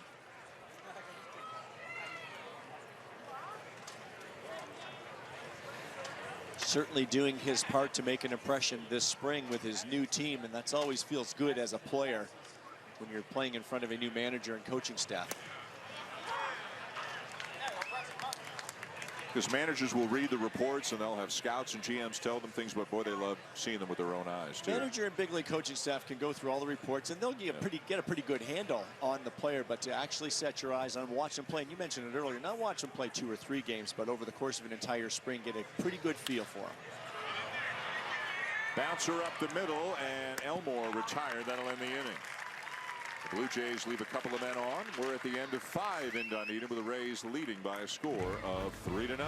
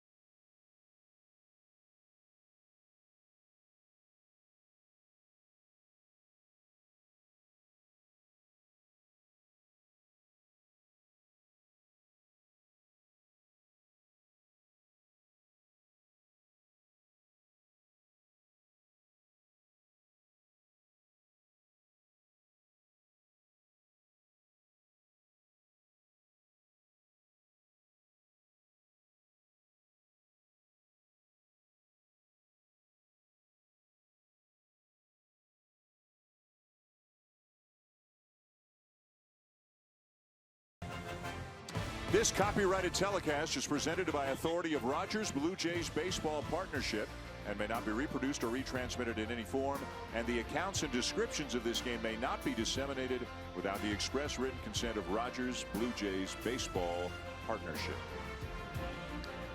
We are back in Dunedin along with Joe Siddall, Arash Madani. I'm Dan Shulman. The Rays lead the Blue Jays 3-0 as we move into the 6th inning. here at Florida Auto Exchange Stadium. And on the mound, a veteran guy, first year with the Blue Jays, right-hander Joe Smith. Well, Joe Smith is a submarine right-hander, and he pitched last season with the Angels and then was traded to the Chicago Cubs. Pitched in 54 games, but he's pitched in parts of 9 seasons. 33-year-old right-hander signed a one-year deal with the Blue Jays, and this is a different look out of the bullpen that you talked about earlier, coming from down under. Also added the left-hander J.P. Howell. So Smith, a veteran, looking to fill one of those spots in John Gibbons' bullpen. Shane Peterson gets his first at bat of the afternoon. Came on last half inning defensively for the Rays.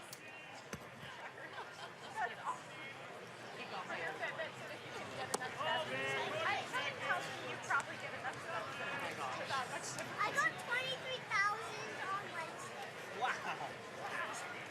2-0 the count. Smith, obviously a guy you would imagine a lot tougher for right-handed batters because of that delivery, as it is fouled back by Peterson. 2-1. Not overpowering. The fastball just be around 88 miles per hour, but with that slider and changeup, and these veteran type pitchers, they will move the ball all around. He'll backdoor that slider. It's a left-handed batter. Started out off the plate away and try to bring it back. Popped up into shallow left field for out number 1. And that was it right there. Russell Martin set up on the outer part of the plates, and that ball came back a little bit more than he wanted, but he was able to fool the hitter with the change of speed.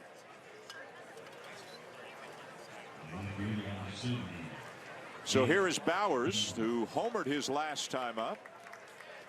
Maybe the top positional prospect in the Tampa Bay organization up again. Be a good test for Bowers and a good test for Smith. Christian Lopes now in the game at second base for the Blue Jays, taking over for Darwin Barney. Smith last year split the year between the Angels and the Cubs, was picked up by the Cubs toward the trading deadline, and had some pretty good numbers for the Cubs, but did not find his way onto the postseason roster, which is more a statement about the depth that the Cubs had in their bullpen than the job that Smith did. But he's been a Cub, an Angel, an Indian, and a Met, and has a .293 career ERA in 10 years in the big leagues. So you look at it and you say, boy, throwing mid-80s, really only got 2 pitches. It's not like he just started doing this. He's been doing this for 10 years. He's been getting big league hitters out very effectively, and that's why this signing, along with lefty J.P. Howell, 2 veteran big leaguers to fill that bullpen void, and that's what the Blue Jays needed to do with Joaquin Benoit leaving to free agency. Brett Cecil, of course, signed the big deal with the Cardinals. So 2 nice pieces that John Gibbons hopes can fill those voids. So if you're looking at the bullpen now, Osuna from the right side, Osuna, Grilli, Smith, Biagini, locks. Yes. Howell, lock. Yes. That's 5. Aaron Loop, inside track, second lefty. I think Aaron Loop has the inside track. I think it's his job to lose. Sent to center field, high and deep. Pilar back on the warning track, makes the catch. 2 down. I think Aaron Loop has this job, and of course, if he can rekindle the Aaron Loop that Blue Jays fans knew a couple of years ago, that's ideally what they're looking for. But I think he's your guy to start the season. And a nice spring so far, good outing yesterday. And then if anything were to happen, he has options left down in his contract. So you can send him down and bring up, we've heard the name Tim Meza this spring. He's really impressed. Jeff Beliveau is an interesting name, left-hander veteran who's also got some major league experience.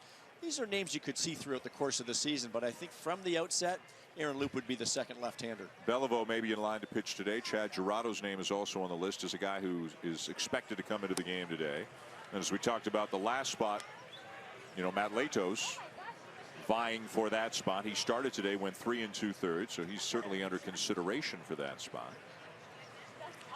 Casey Gillespie, the batter, and the count 1-1. And I think what you like about Matt Latos is if he can give you multiple innings, because you get a guy like Latos and Biagini. That way it gives you 2 guys down there that can give you multiple innings to ease the workload of some of the veteran relievers. Leaping catch by Smoke at first, and that'll end the inning. Never hurts to have a 6'5" first baseman. 3 up and 3 down for Joe Smith. Blue Jays coming up in the bottom of the 6th, trailing 3-0.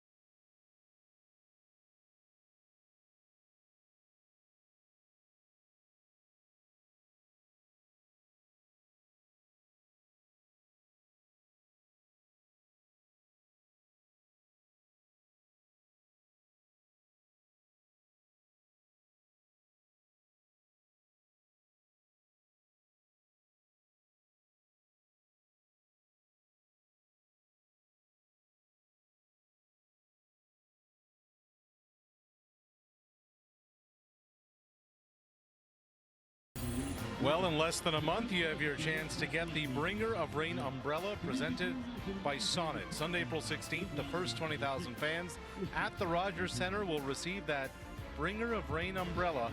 Then it's the Jays and the Orioles at 1 Eastern. Visit BlueJays.com for tickets. Guys. Arash, thank you. Keen Wong is the new third baseman for Tampa Bay. He is the younger brother of St. Louis Cardinals second baseman Colton Wong.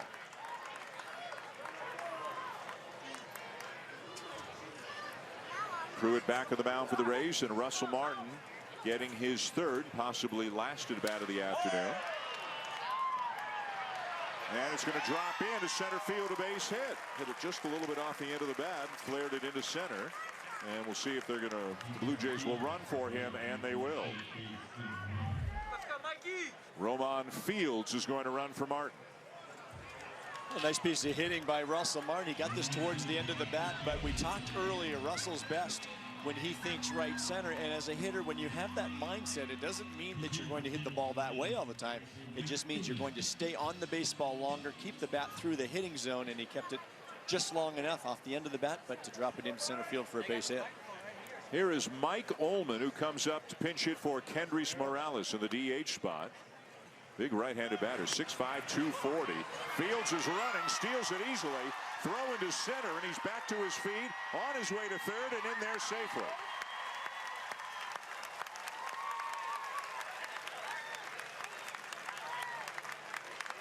Well, this is an exciting young man on the base pass, and he just stole this bag on the pitcher. I don't think the new catcher, Marjama, had a shot.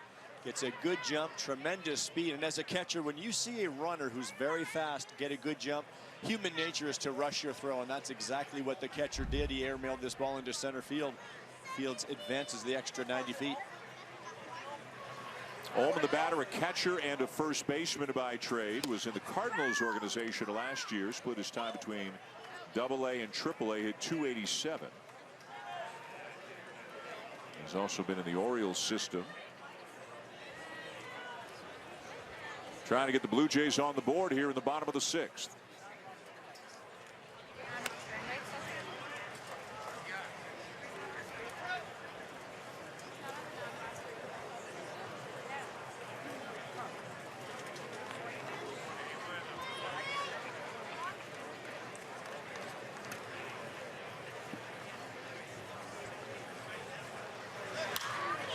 Out of play off to the right. Better be careful where you park your car in some of these spring training facilities. They are in range. You park yours a little bit further away because it's not your first rodeo, or? No, it's right in behind. Yeah, that's right. It's a rental. Oh, okay.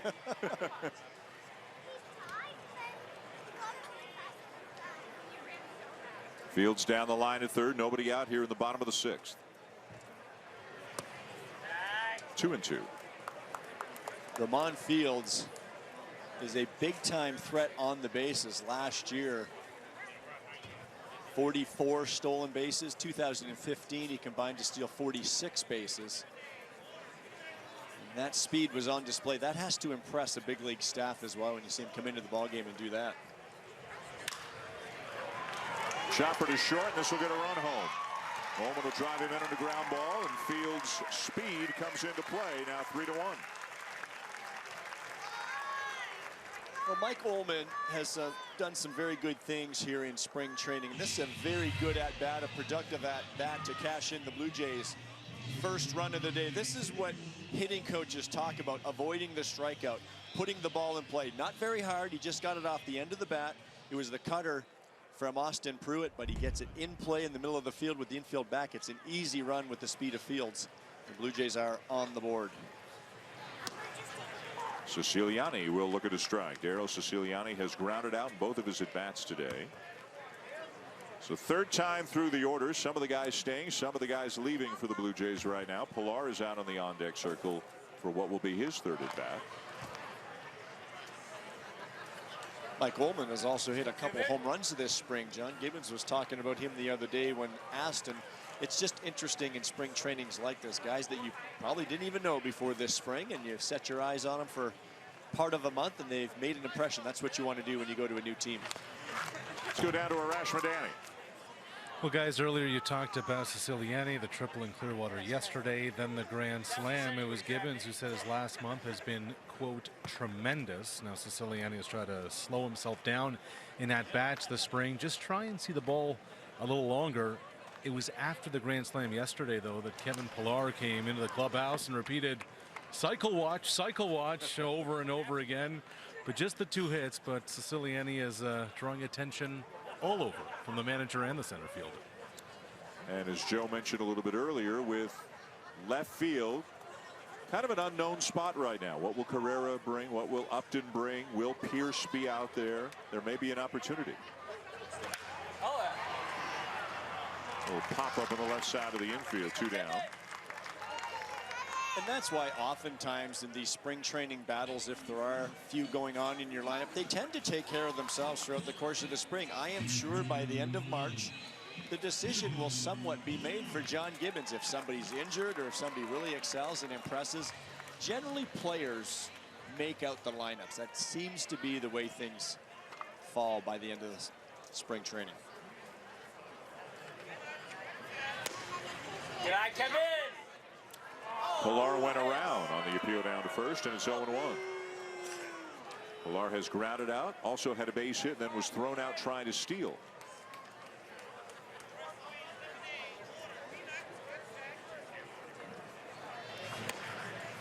Oh, and 2. This is what Kevin Cash, I think, was referring to when he talked about Austin Pruitt this morning. He pounds the zone, that good cutter. Very good, calm demeanor on the mound. He was not rattled too much by the stolen base in the air and the run being scored. Right center field, pretty well hit, but caught by the center fielder Peterson. Pillar retired, and that's the inning. The Blue Jays do get their first run of the afternoon. They now trail 3-1 as we move on to the top of the 7th.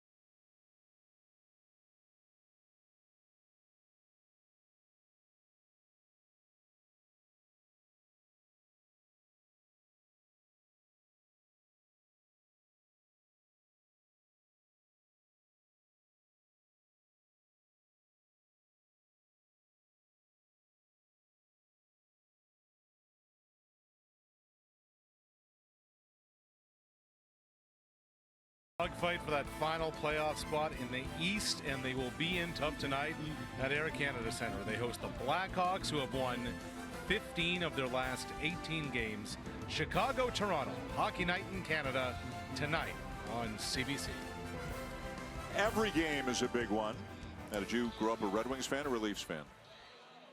Proximity to Detroit was Red Wing, but you know, as a kid, you watched Hockey Night in Canada every Saturday night, so it was Leafs. It's pretty fun stuff right now. I mean, it's been a while since I think Leaf fans have been as excited about the team as they are right now. I sat at home and watched almost every game in the offseason before I came down here to Florida and thoroughly enjoyed it. Loved the team, loved what they have. The youth is so exciting, and I know the Toronto fans have heard this for years, that the future looks bright, but I really believe the future looks bright. I think now that the Cubs have won the World Series, I think the Leafs are the next thing on the list, right? Possible. So, Jeff Beliveau is into the game. Number of changes for the Blue Jays. Jonathan Davis is in center field. Roman Fields will stay in the game in right field after coming on as a pinch runner.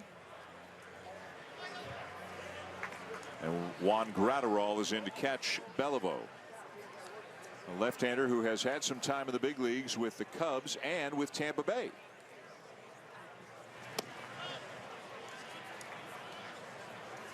Another interesting arm, not a hard-throwing lefty. He'll be around 87 miles per hour, curveball, cutter, and changeup. But you talk about that major league experience, and this is another guy so far has impressed the Blue Jays coaching staff.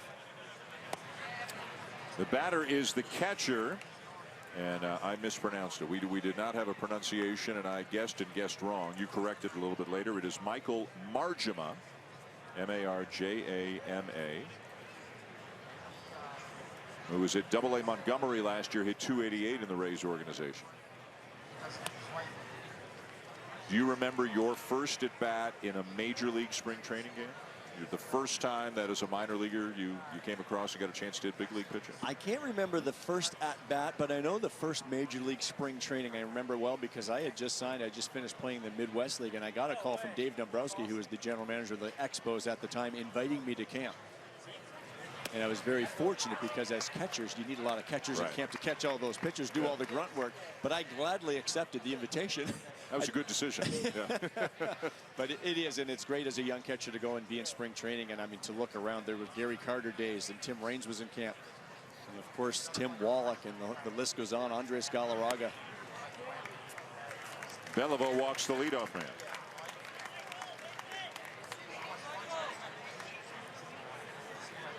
That'll bring up Michael McHenry. A lot of lefties getting a look. Chad Girardo may pitch today. Matt Dermody is quietly having a nice spring. Of course, there's Loop and there's Howell. This is what you want. You want competition. Competition's the best because it brings out the best in everyone. And again, more than anything, is you have these options throughout the course of the season. You're going to need a lot more relievers than the 7 that are expected to go north.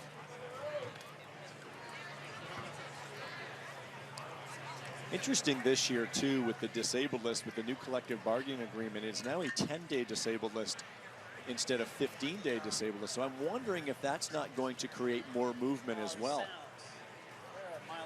with players that do have options. Well, with a starting pitcher, if you have one off day, you can put a starting pitcher on the 10-day DL and he can only miss one start. Skip a start, which we see quite often throughout baseball, especially as you get into the second half of the season. I think there will be a mysterious number of strained calves and little things like that. And I'm sure there's medical proof that needs to be provided, but I'm sure there's ways around everything as well. Yeah. We've seen it so much, I think, even in the last couple of years. We've seen it, especially in the AL East. Buck Showalter does it all the time. They'll option a pitcher just because they don't want him to face the Blue Jays. Bring up somebody and then bring him back for his next start.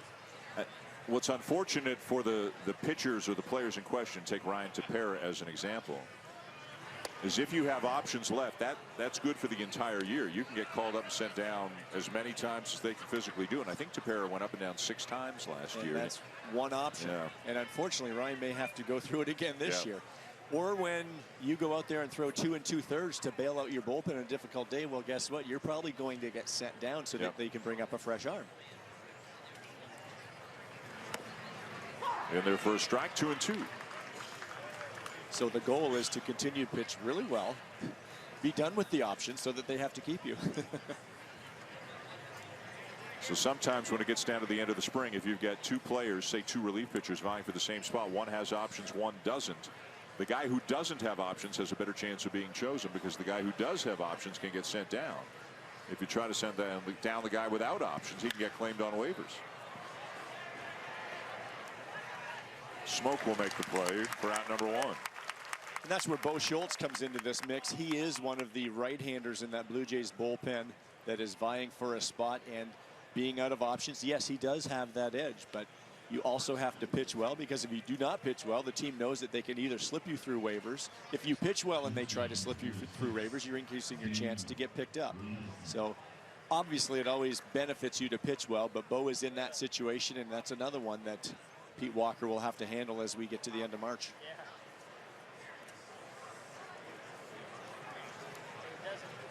Daniel Robertson, his third at bat. His third plate appearance. He has walked and flied out. Runner at first, one out. 3-1 Rays in the top of the seventh. Blue Jays out hitting the Rays 4-3. And in there for a strike call. 90-mile-an-hour fastball from Beliveau.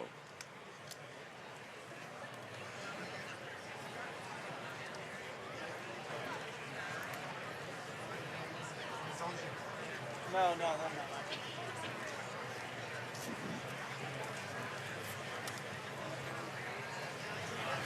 If you look at spring as a whole for whatever team, you kind of throw out the wins and losses. You look more at the individual performances, but more than anything, you just want to come out of it healthy. And for the Blue Jays, the starting rotation, they all appear at their own pace to be ramping up for the regular season. And Donaldson and Travis probably really the biggest stories of the spring. Two incredibly important players for this team, both of whom are trying to get healthy. And if you weren't with us a little bit earlier, both getting closer. We spoke with Devin Travis. He's hoping to be ready for opening day. Josh Donaldson's a little bit ahead of Travis, different injuries obviously, but I think we could see Donaldson in a major league spring training game maybe within a week. Yeah, and I think Josh knows too. He's still got plenty of time to get ready for the season. I think he's getting antsy though. He's ready to get into a real ball game where you're kind of playing for real. Fly ball to right field. And Fields is there to make the catch. 2 down. I think Josh is probably a little ahead of schedule, and they're just taking their time with him, which is probably a wise decision. But seeing him in the batting cage today, he looked like he was in mid-season form. And that calf has not been a problem at all. So here is Keen Wong, as mentioned, the younger brother of Colton Wong of the St. Louis Cardinals. Keen is also an infielder. He plays second base. He's at third base today. Like his brother, left-handed batter. Last year at Double-A at 276. Like his brother, he's got some speed, although he didn't have a great percentage last year. Between the two levels at which he played, he stole 14, was caught 12 times. But just by taking a quick glance at his minor league numbers, he appears to have kind of a similar skill set to his brother.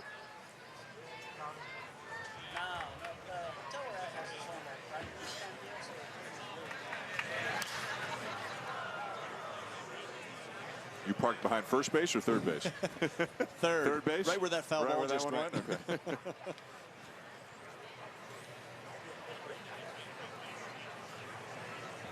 0-2 the count on Wong. Do my best. No guarantees.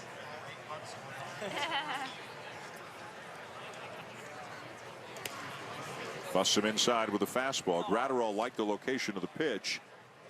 Just move him off the plate a little bit, make him think about both sides of the plate. And that's what the veteran Beliveau does very well. That fastball up to 91 miles per hour. I love the fastball inside from a left-handed pitcher to a left-handed batter. Left-handed hitters tend to look out over the plate against lefties. Oh, got him. Foul tip held by Gratterall, and that's the inning. A good one for Beliveau after the leadoff walk. He gets the next 3 hitters in order. 7th inning stretch in Dunedin. Rays 3, Blue Jays 1.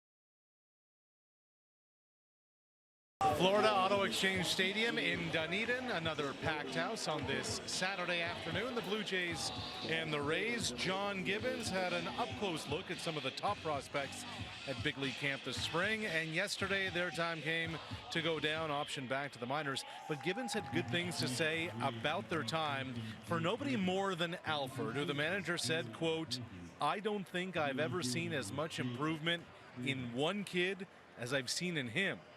Gibbons was impressed with how Alford saw the ball at the plate, that he hit as many rockets as anyone else in camp, and in the outfield his arm really impressed him. Alford will likely open this minor league season here in Dunedin, guys. And great to hear about how John Gibbons felt about Alford. Said he made a lot of adjustments, and actually said, you know, I had my doubts about him being a football guy, but the way that he was able to improve and make adjustments, a big year for him coming up. He had 2 injuries last year, including a concussion that really cost him a big chunk of the season. I think Blue Jays fans are really excited to see if Alford can take that next step.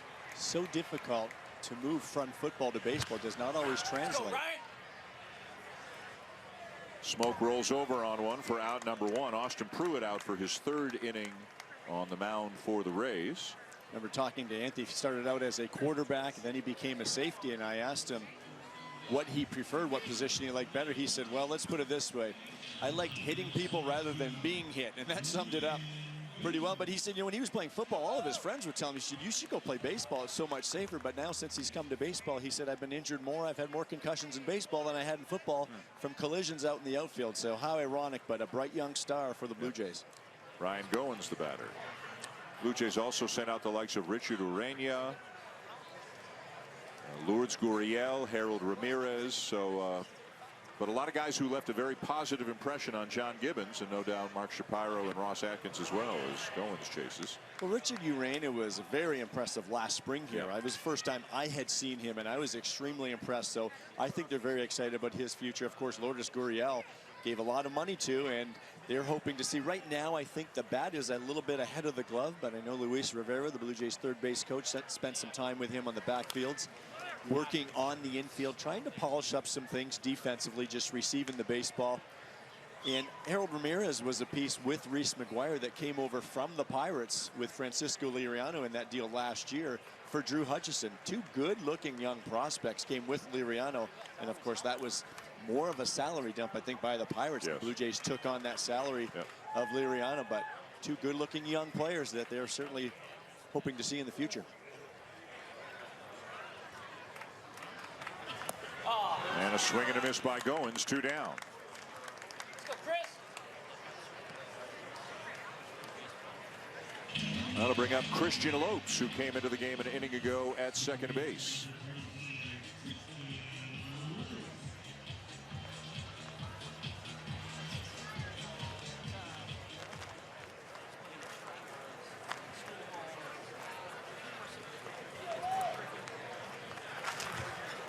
Lopes spent last year both at single A here in Dunedin and at double A New Hampshire. Spent most of the year at double A New Hampshire. Hit .295, 3 homers, 30 doubles, stole 9 bases.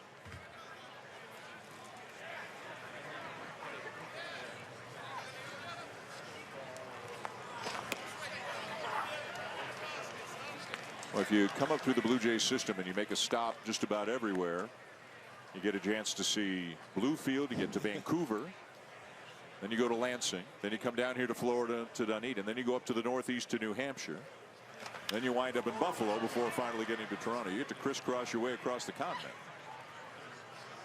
Catch made out in right field by Field. And that's the inning. The Blue Jays go in order. End of 7, 3-1 Tampa Bay.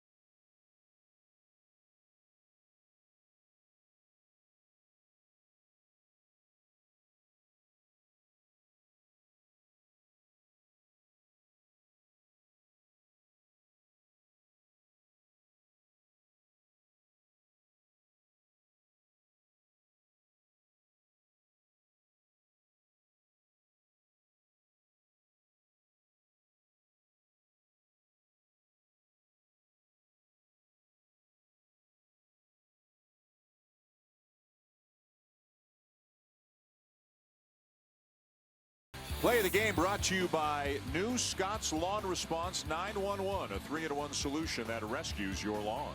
Well, Jake Bauers, a fine-looking outfielder for the Tampa Bay Rays, played in Double-A last year. He got to a fastball in the inside part of the plate off Matt Latos back in the 4th inning and hit it a ton to right field. A 2-run shot put the Rays up 2-0, and Tampa Bay Rays like a lot of what they see from Jake Bauers, and that could be a name that we see at the major league level this season.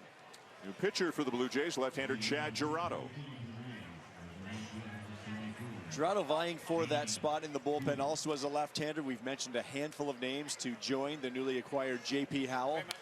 Spent some time with the Blue Jays last season. He's in the mix, but probably not a left-hander that's going to make the team out of spring training, but another one of those names that we could see at some point in Toronto throughout the course of the summer.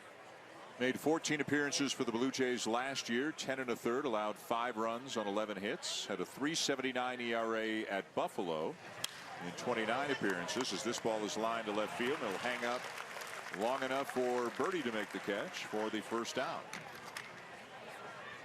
Girardo, again, not an overpowering left-hander. It'd be around 87 miles per hour slider and changeup. It was his senior year at Mississippi State University that his coach encouraged him to drop down a little bit with that arm angle, and when he did that, it really paid dividends professionally.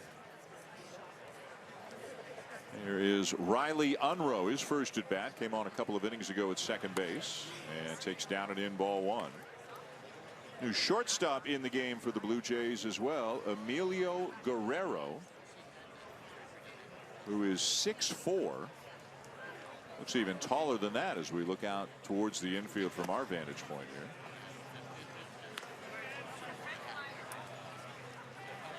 That's a tall shortstop. Also plays third, has also played some outfield in his minor league career. He's a guy who played both here in Dunedin and at Double-A New Hampshire last year. Good pitch.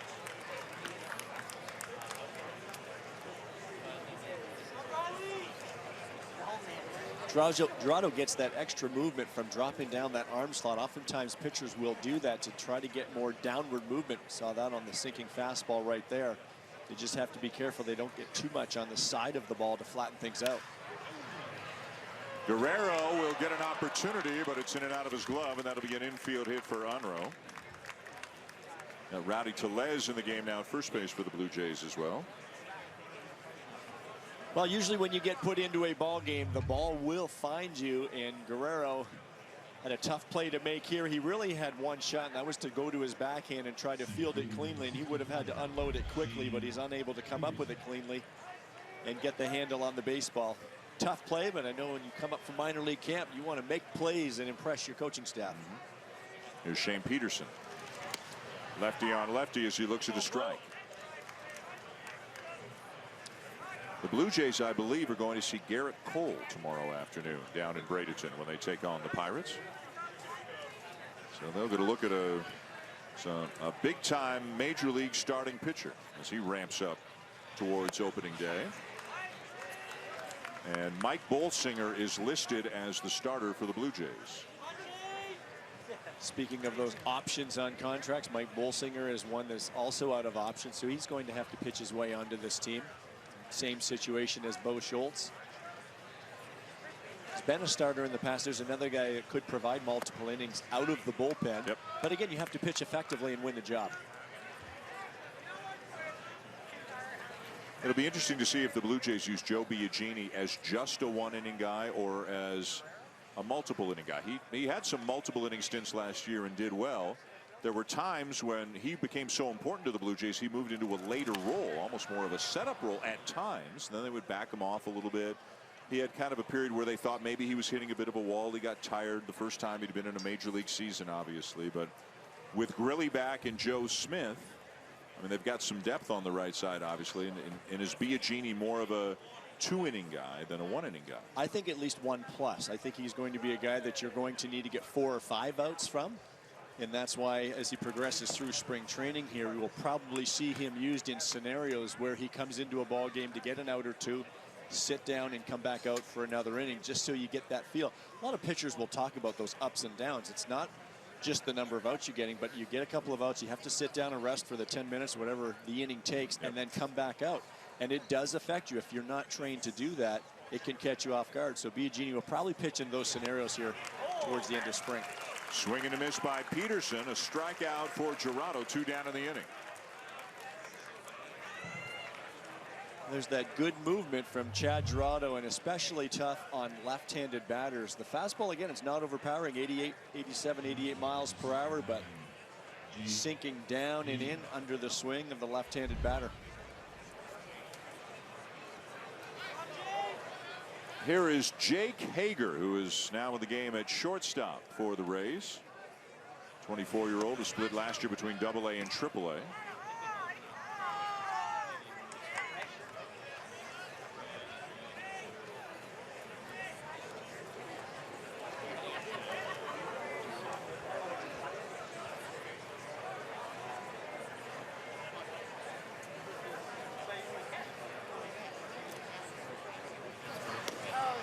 Check the swing, the appeal to first, and he didn't go. It's ball 2.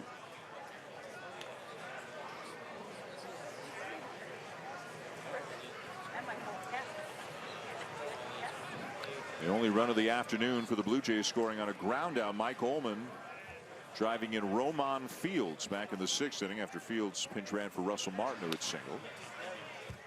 Matt Latos started for the Blue Jays today, went 3 2/3, gave up just 1 hit, but it was a 2-run homer to Jake Bauers. Latos walked 2, struck out 3. Danny Barnes got an out. Jason Grilli a run on 2 hits in his inning. Joe Smith a 3-up 3-down inning. Jeff Beliveau worked the 7th, allowed a walk, struck out a batter, and now it's Jurado here in the 8th.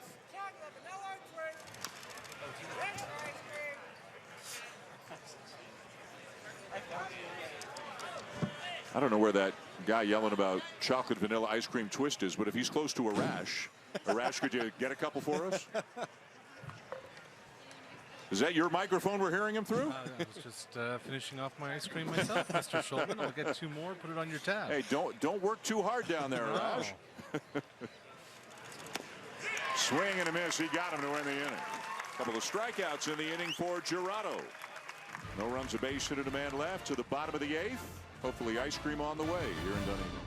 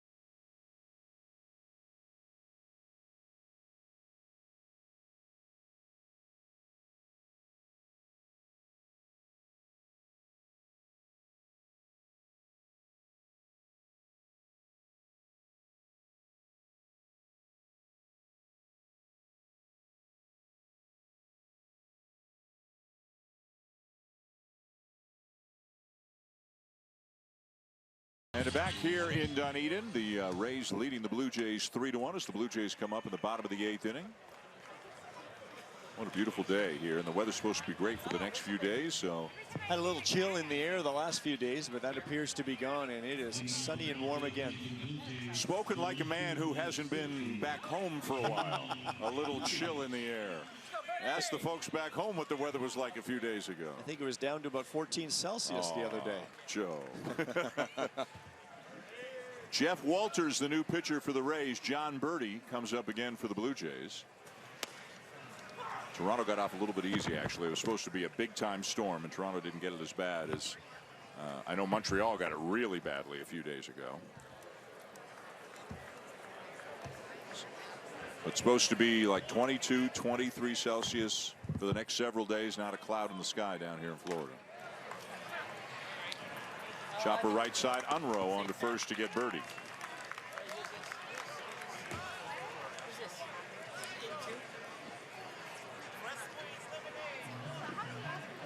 Back to the top of the order for Jake Elmore, who will come up for the second time.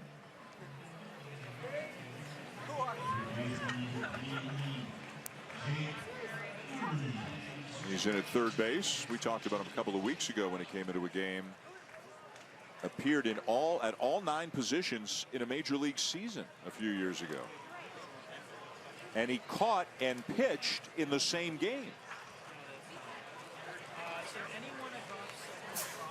I like to hear that he caught, because these guys that play all the positions, usually there's one they miss, and it's behind the plate. Right.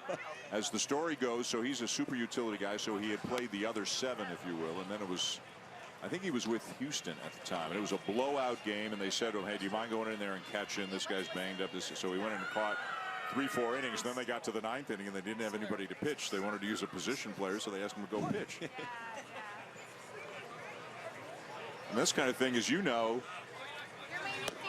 like in Little League, you can't do that. You can't have a kid catch and pitch because it's detrimental to their arm. You're worried about that kind of stuff, but I guess in the big league level, obviously, that's fine. Lots of new pitching rules in amateur baseball now. Pitch counts in the WBC. You can just envision every major league general manager watching the WBC. I haven't had a chance to see a lot of it, but saw Martin Prado go over the bag awkwardly and reach down and grab his hamstring a few days ago. And just, every GM's just got to be. It's a fun event. It's a great event, but boy, the GMs are worried about their players getting hurt. Well, they are, and I think it's the intensity of it. You've got guys very early in the spring playing on the international stage, and we know the passion that these players play with when they're playing for their country. And it's really, I think, across all teams. And we talked about it earlier, Chris Archer, and the issue that the Rays had with Team USA and skipping a start. Their closer, Alex Colomé, with the Dominican Republic, he pitched back-to-back days. Well, the Rays were not happy about that because they had made an agreement that that would not happen. And even though it's only a handful of pitches, it's the fact that he had to get up. So you can see that a lot of managers and general managers are cringing. If there was ever a time that worked perfectly, when truly the best from every country would go, it would be a sensational event. It would, and I'm not sure if there is a time. I don't think there is. I guess if there is one, it would maybe be around the All-Star break and take a week or a week and a half off and get it all in. But at the same time, teams are not going to be wanting their players to leave to do that. There you go. Booted out at short, and Elmore safely across. You move it to the middle of the season, and all of a sudden now you got teams in the middle of a pennant race. Like, say, Aaron Sanchez is leading the world in everything at the All-Star break. You should get another look at the bobble, and Team USA wants him for a start against the Dominican Republic in July. I mean, that's just not going to, it just can't happen. It actually may be worse than what they're doing right now, because at least right now they're kicking off their seasons and using pitch counts and trying to protect arms. But no, there's just not a real good time. I think baseball is the one sport that is very different from all the others because of the season. It's a 162 game marathon. And you're worried about the arms. More than anything, you're worried about the arms. Basketball, it's easy. Basketball is really a winter sport. The NBA from fall through spring. The Olympics are played in the summer, and guys can go. If basketball, it works the easiest. Baseball, it's the hardest. And you can also see that, and this happens in a lot of international sports, but in certain countries, the players feel more of a responsibility to go play for their country than in other countries. And I think both the United States and Canada would recognize they did not have a lot of their best players there. So. And I think that's what a lot of the, even when we look at Team Canada and what they did, Russ Martin just got back. First base coach Tim Leeper was there, along with Dalton Pompey. Michael Saunders did not make an appearance. And I mean, you look at a Michael Saunders situation, we know Joey Votto is the big name. For me, it's the pitching that they didn't have too. And you think of what they could have had in Jamison Taillon and James Paxton, but Michael Saunders going to a new team. It's a one-year contract he's on. So you do understand why he wants to spend the year or the spring with his new team and among his new teammates. ultimately, we have to understand, too, these players are looking out for themselves, which they have to do. Michael Saunders, we probably all thought he was going to sign a 3-year deal around midseason last year. It just did not work out that way. And he got a nice 1-year deal. Yep. But I'm sure he would like that security career-wise of pursuing a multi-year deal. And that's probably what he's after now. And he wants to put all of his focus onto that here this spring. 0-2 the count on Roman Fields. Elmore running. And the throw sails into right center field. Elmore back to his feet and easily into third.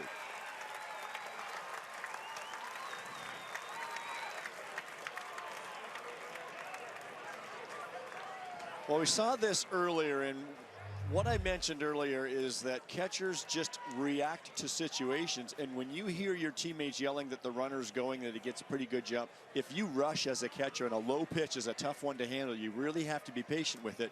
When you rush, that upper body comes flying open, the arm trails, and that's why that ball is airmailed high and into center field.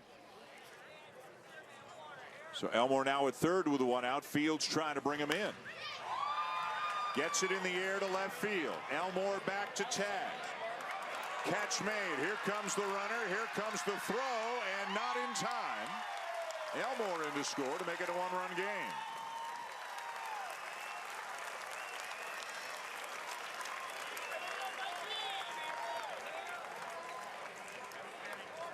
Well, the Blue Jays manufacturing a run of sorts, taking advantage of the catcher's throwing error.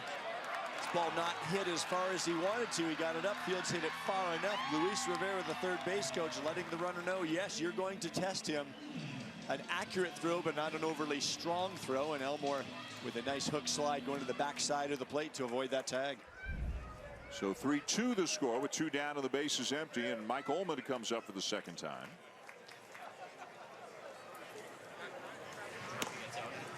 And a fastball in for a strike.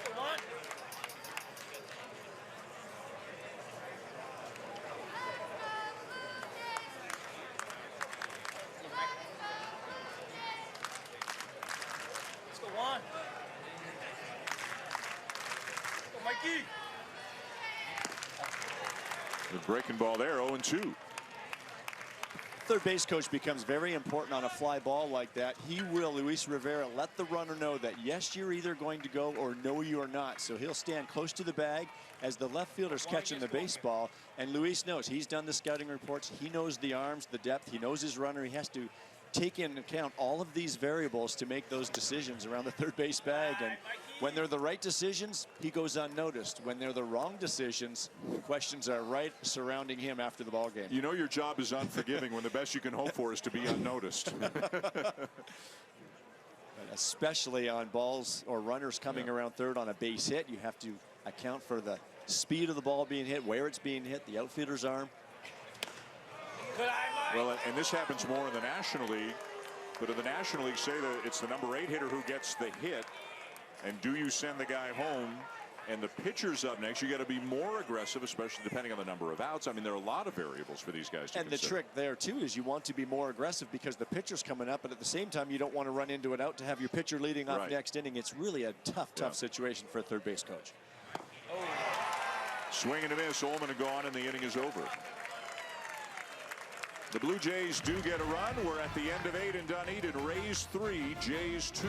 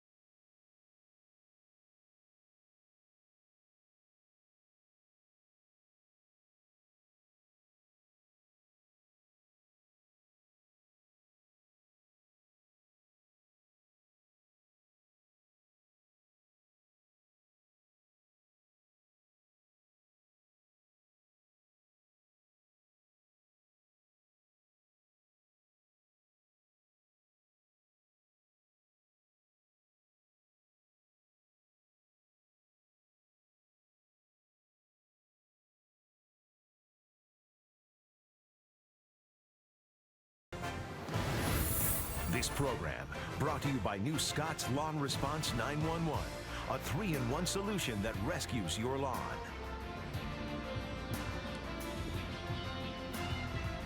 The U Sports Men's Hockey Championship is up for grabs this weekend at the University of New Brunswick in Fredericton, and coverage of the University Cup semifinal between Saskatchewan and St. FX can be found right now on Sportsnet 360. Should be rocking in that building with the fans making their way from Antigonish, fellas. Nobody says Antigonish like Arash Madani. Better than Arash. New pitcher for the Blue Jays is right-hander Leonel Campos. Campos pitched with the San Diego Padres last season. Briefly, fastball will be around 93, slider and change. He's pitched for parts of 3 seasons at the major league level. This is another one of those depth moves for the Blue Jays to provide that depth throughout the course of the season. Hard-throwing right-hander, and he will be in that mix throughout the course of the season. We've talked often today about probably the last spot from the right side in the Blue Jays bullpen, and he will join the mix as well. Joe McCarthy, the first baseman for the Rays, will lead off the 9th inning. 3-2 Tampa Bay leading. Only 8 hits in the game, 4 hits apiece, 3 errors, all of them committed by the Rays.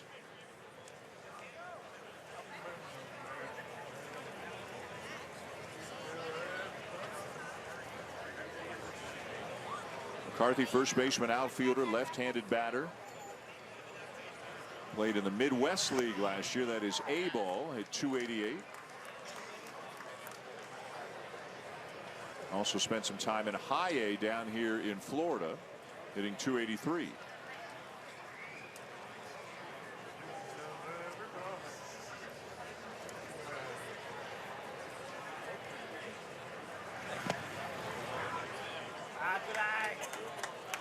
So these facilities we're in down here in Florida, they get a lot of use from mid-February through to the end of March. Then a lot of them turn into Florida State League.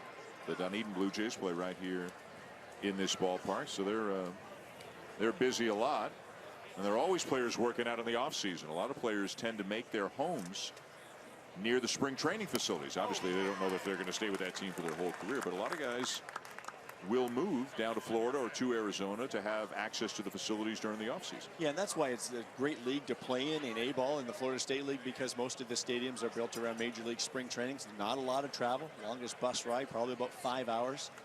Many moons ago that I played in this league. And then the only issue, of course, in the summer and the humidity, it is steaming, even night games in the middle of July. But Aaron Sanchez was one. Aaron stayed down here this winter and used the Blue Jays facility. And of course, a lot of contract negotiations going on right now between the Blue Jays and the county and city of Dunedin to try to stay here and extend that contract. But he used the facility, stayed down all winter. And he said, you know, it was ideal because it's all right here. He was able to avoid having to going home. He says, you know, where everybody knows me and where it takes me an hour and a half with traffic to go to the gym in the morning. He said all winter I literally just went to work out in the morning, get up and eat, work out, come home, have a nap, work out some more. So it was a pretty simple off season, but you can see why a player would like that. Absolutely. And the Blue Jays have provided that with their 365-day-a-year facility over at the Bobby Maddock complex. Popped up in foul territory. Let's get back out of play. Let's go down to Arash. Well, guys, Matt Latos just spoke with the media in the Blue Jays clubhouse not that long ago. He said, well, he reiterated what he told us earlier today, that he's good to go to AAA or wherever the team tells him to go to. On the Bowers pitch, the one for the 2-run home run, he said he was happy with that pitch. He said he put the ball right where Russ Martin called for it. Overall, he was pretty content with the start that went 3 2/3. And one last note on the Blue Jays spring training facility. Miles to go on this one. A lot of political obstacles left to accomplish. But if all goes well, their hope is to begin construction at the conclusion of next year's spring training to be operational for 2019. Again, still a long way to go, but that's the framework and timeline that they're looking at. And the idea is the construction here, right, to revamp this ballpark and have just the games be played here and everything else go on over at Matic? I think the understanding is to revamp this ballpark for the games, but a lot of the construction and money will be put into the minor league complex because that's where Major League spring training will take place. So instead of seeing the major leaguers working out here in the morning, they will all work out over there with the minor leaguers, so they'll have to expand that, build it up, and put a lot of money into it. And then what they would do is just shuttle over here for a game, much like the Blue Jays do when they play the Phillies in Clearwater. Right. Not an ideal situation to have your major league and your minor league facilities in different spots, but it's the way they were built many, many years ago, and there's just not enough land around here to expand the facilities here. So hoping to expand what they've got at the minor league facility, which you would say is what, 10 minutes away? Yeah, 10 minutes away. And I think, too, it's all part of what we've heard a lot now since Mark Shapiro and Ross Atkins joined the Blue Jays and their high-performance team. Spoke to Nikki Huffman last week. She's the director of the physiotherapy part of the high-performance team. They've also got an area that focuses on the mental part of the game, nutrition, strength and conditioning, the athletic training. Angus Mumford is the director of the high-performance team. But you hear a lot of players throughout the course of spring, I think, the different areas that have helped them. And this is all here to provide them the best support to help them in every need. And we heard Arash talk about Josh Donaldson today and the workouts he was doing. That's all part of what's being provided to these players. Yeah. And I think the key is to get players to buy into programs like this. And I think it's working. Blue Jays players have bought in. I think players, compared to a generation ago, are way more open to whether it's rehabilitation or exercise or nutrition or whatever the case may be. They're very open to just about any kind of treatment, anything that'll make them better. This ball is hit hard down the left field line, but Marchima was out in front by about 30 feet, but he hit that one a mile.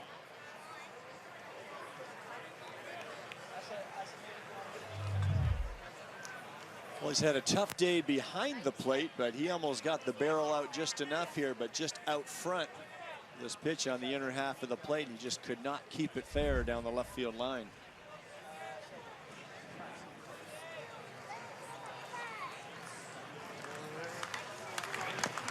Full count.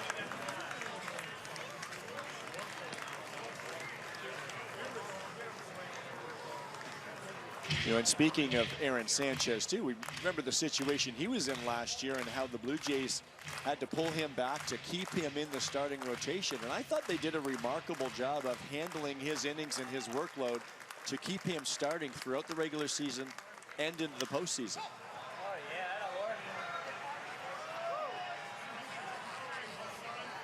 Two down, and the Blue Jays have not announced what order their starters will pitch in to open the season.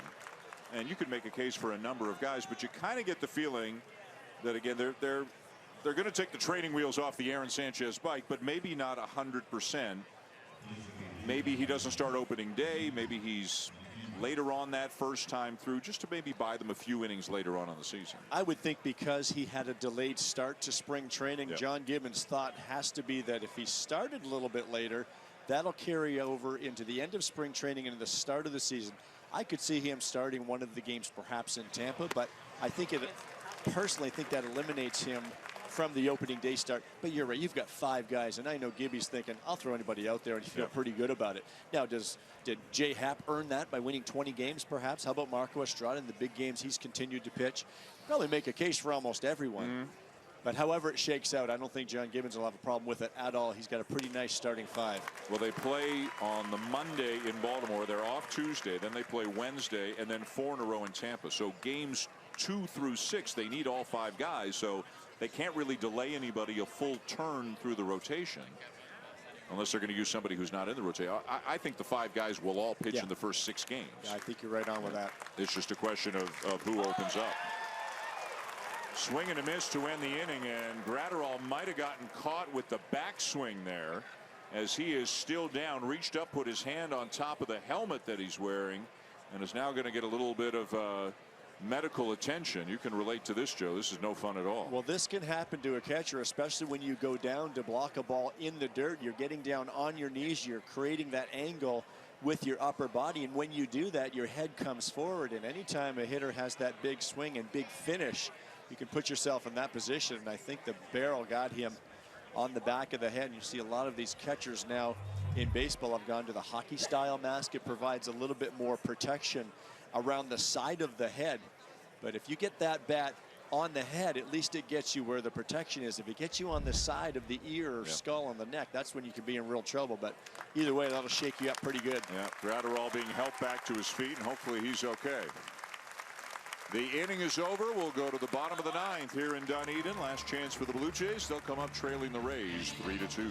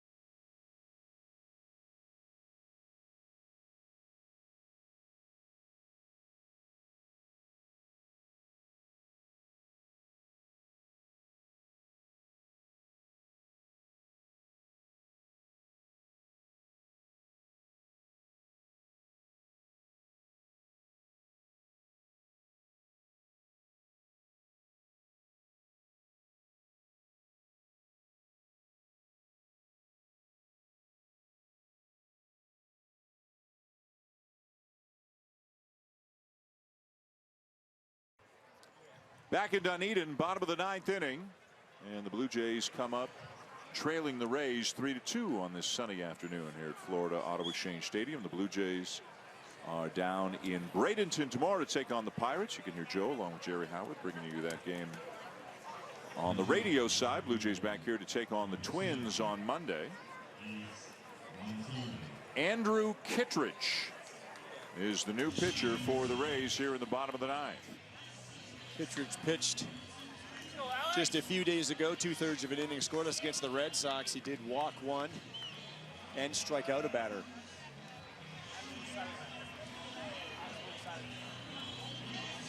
Working in his 7th spring game for Kevin Cash. Kittredge is 27 years of age and spent last year in the Mariners organization. In fact, spent his entire professional career before this year in the Seattle organization. Last year spent some time at both AA and AAA. Alex Monsalve is leading off the inning for the Blue Jays. He's batting for Gratterall, who does not come up to hit after taking that backswing to the side of the head to end the last half inning.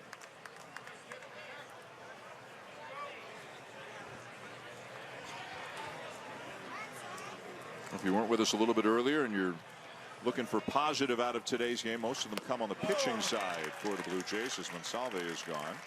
Latos, although he gave up 2 runs in 3 2/3, only gave up 1 hit. It was a homer. And I think by and large a positive outing, a good step forward for Matt Latos. I think Joe Smith has to be very happy with his inning, a 3-up, 3-down inning today. Chad Girardo had a really nice inning out of the bullpen. He did, and I think these are all nice pieces because we talk about the importance of Matt Latos and how he could join this club either as a multiple inning reliever or if he were to go down AAA to be that rotation depth. But it's always good to see a Joe Smith, a guy that you've acquired to be a key part of your bullpen, slowly start getting locked in here as we enter the second half of the month of March. Chad Girardo and Jeff Beliveau, 2 lefties.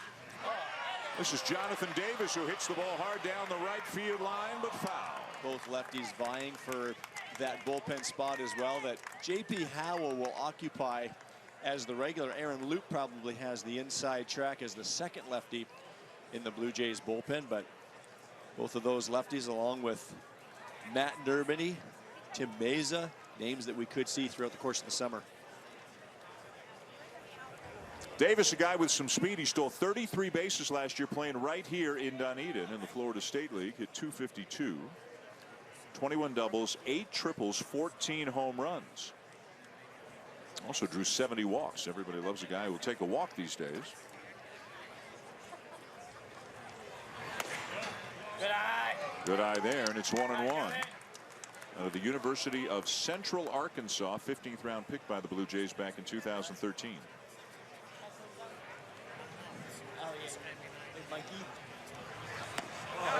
Bunts right through it, 1-2. Good breaking ball that time from Kittredge after the 95-mile-per-hour fastball. Anytime you can have a little 1-2 combo like that, makes it very difficult on the hitter.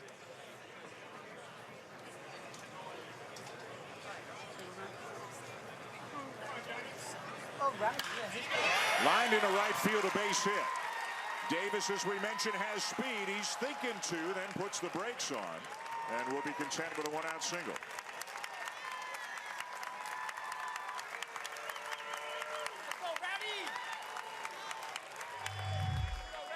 An excellent piece of hitting by Davis. Gets this ball out over the plate and shoots it into right field, and you know right out of the batter's box he is thinking too. When you have speed and shoot a ball towards the line, but he makes a wise decision, down 1 run here in the bottom of the 9th inning, to hold up at first base, especially with a young man by the name of Rowdy Tellez stepping to the plate. Tellez this spring is hitting .259, 7 for 27, got a couple of doubles. Shift on for the Rays. And a breaking ball in for a strike.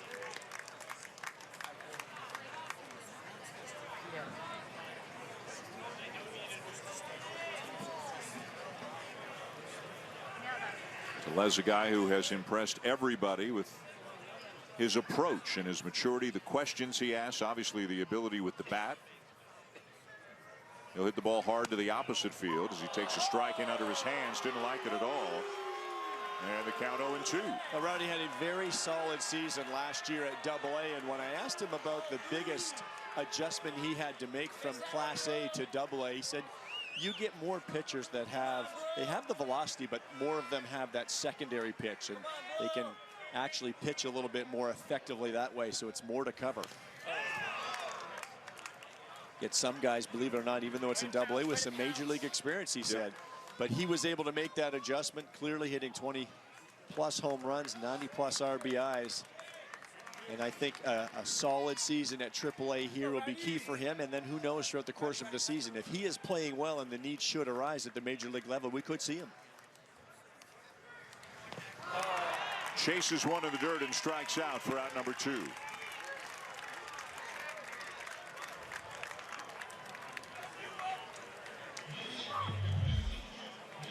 And this is that combination that Kittredge provides when you're getting that fastball up around 95 and you also have a secondary pitch. Very tough to cover both, and Rowdy swinging over pitch in the dirt. So the batter now is Emilio Guerrero, the shortstop. Split last year between high A ball here in Dunedin and AA New Hampshire. And combined to hit .283 with 13 home runs. He is from one of the great baseball cities in the world, San Pedro de Macorís. You knew I was going to say that. And a shortstop. They must have funny baseball games in San Pedro because everybody's a shortstop. Davis will take second.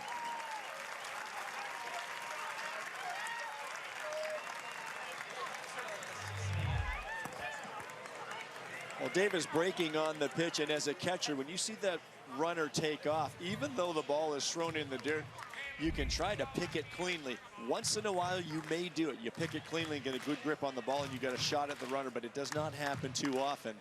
And the catcher this time cannot come up with it cleanly. Now the Blue Jays have the tying run in scoring position here. With 2 down in the bottom of the 9th, a 2-0 count on Guerrero.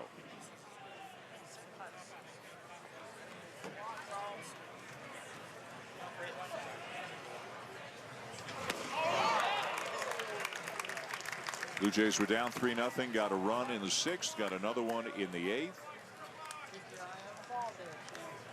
And now with a tying run at second, 2 down in the 9th.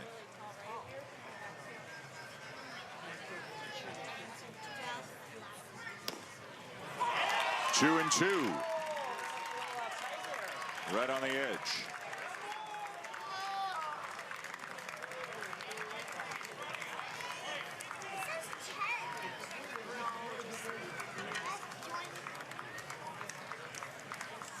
And that's your ball game. Blows a fastball by him.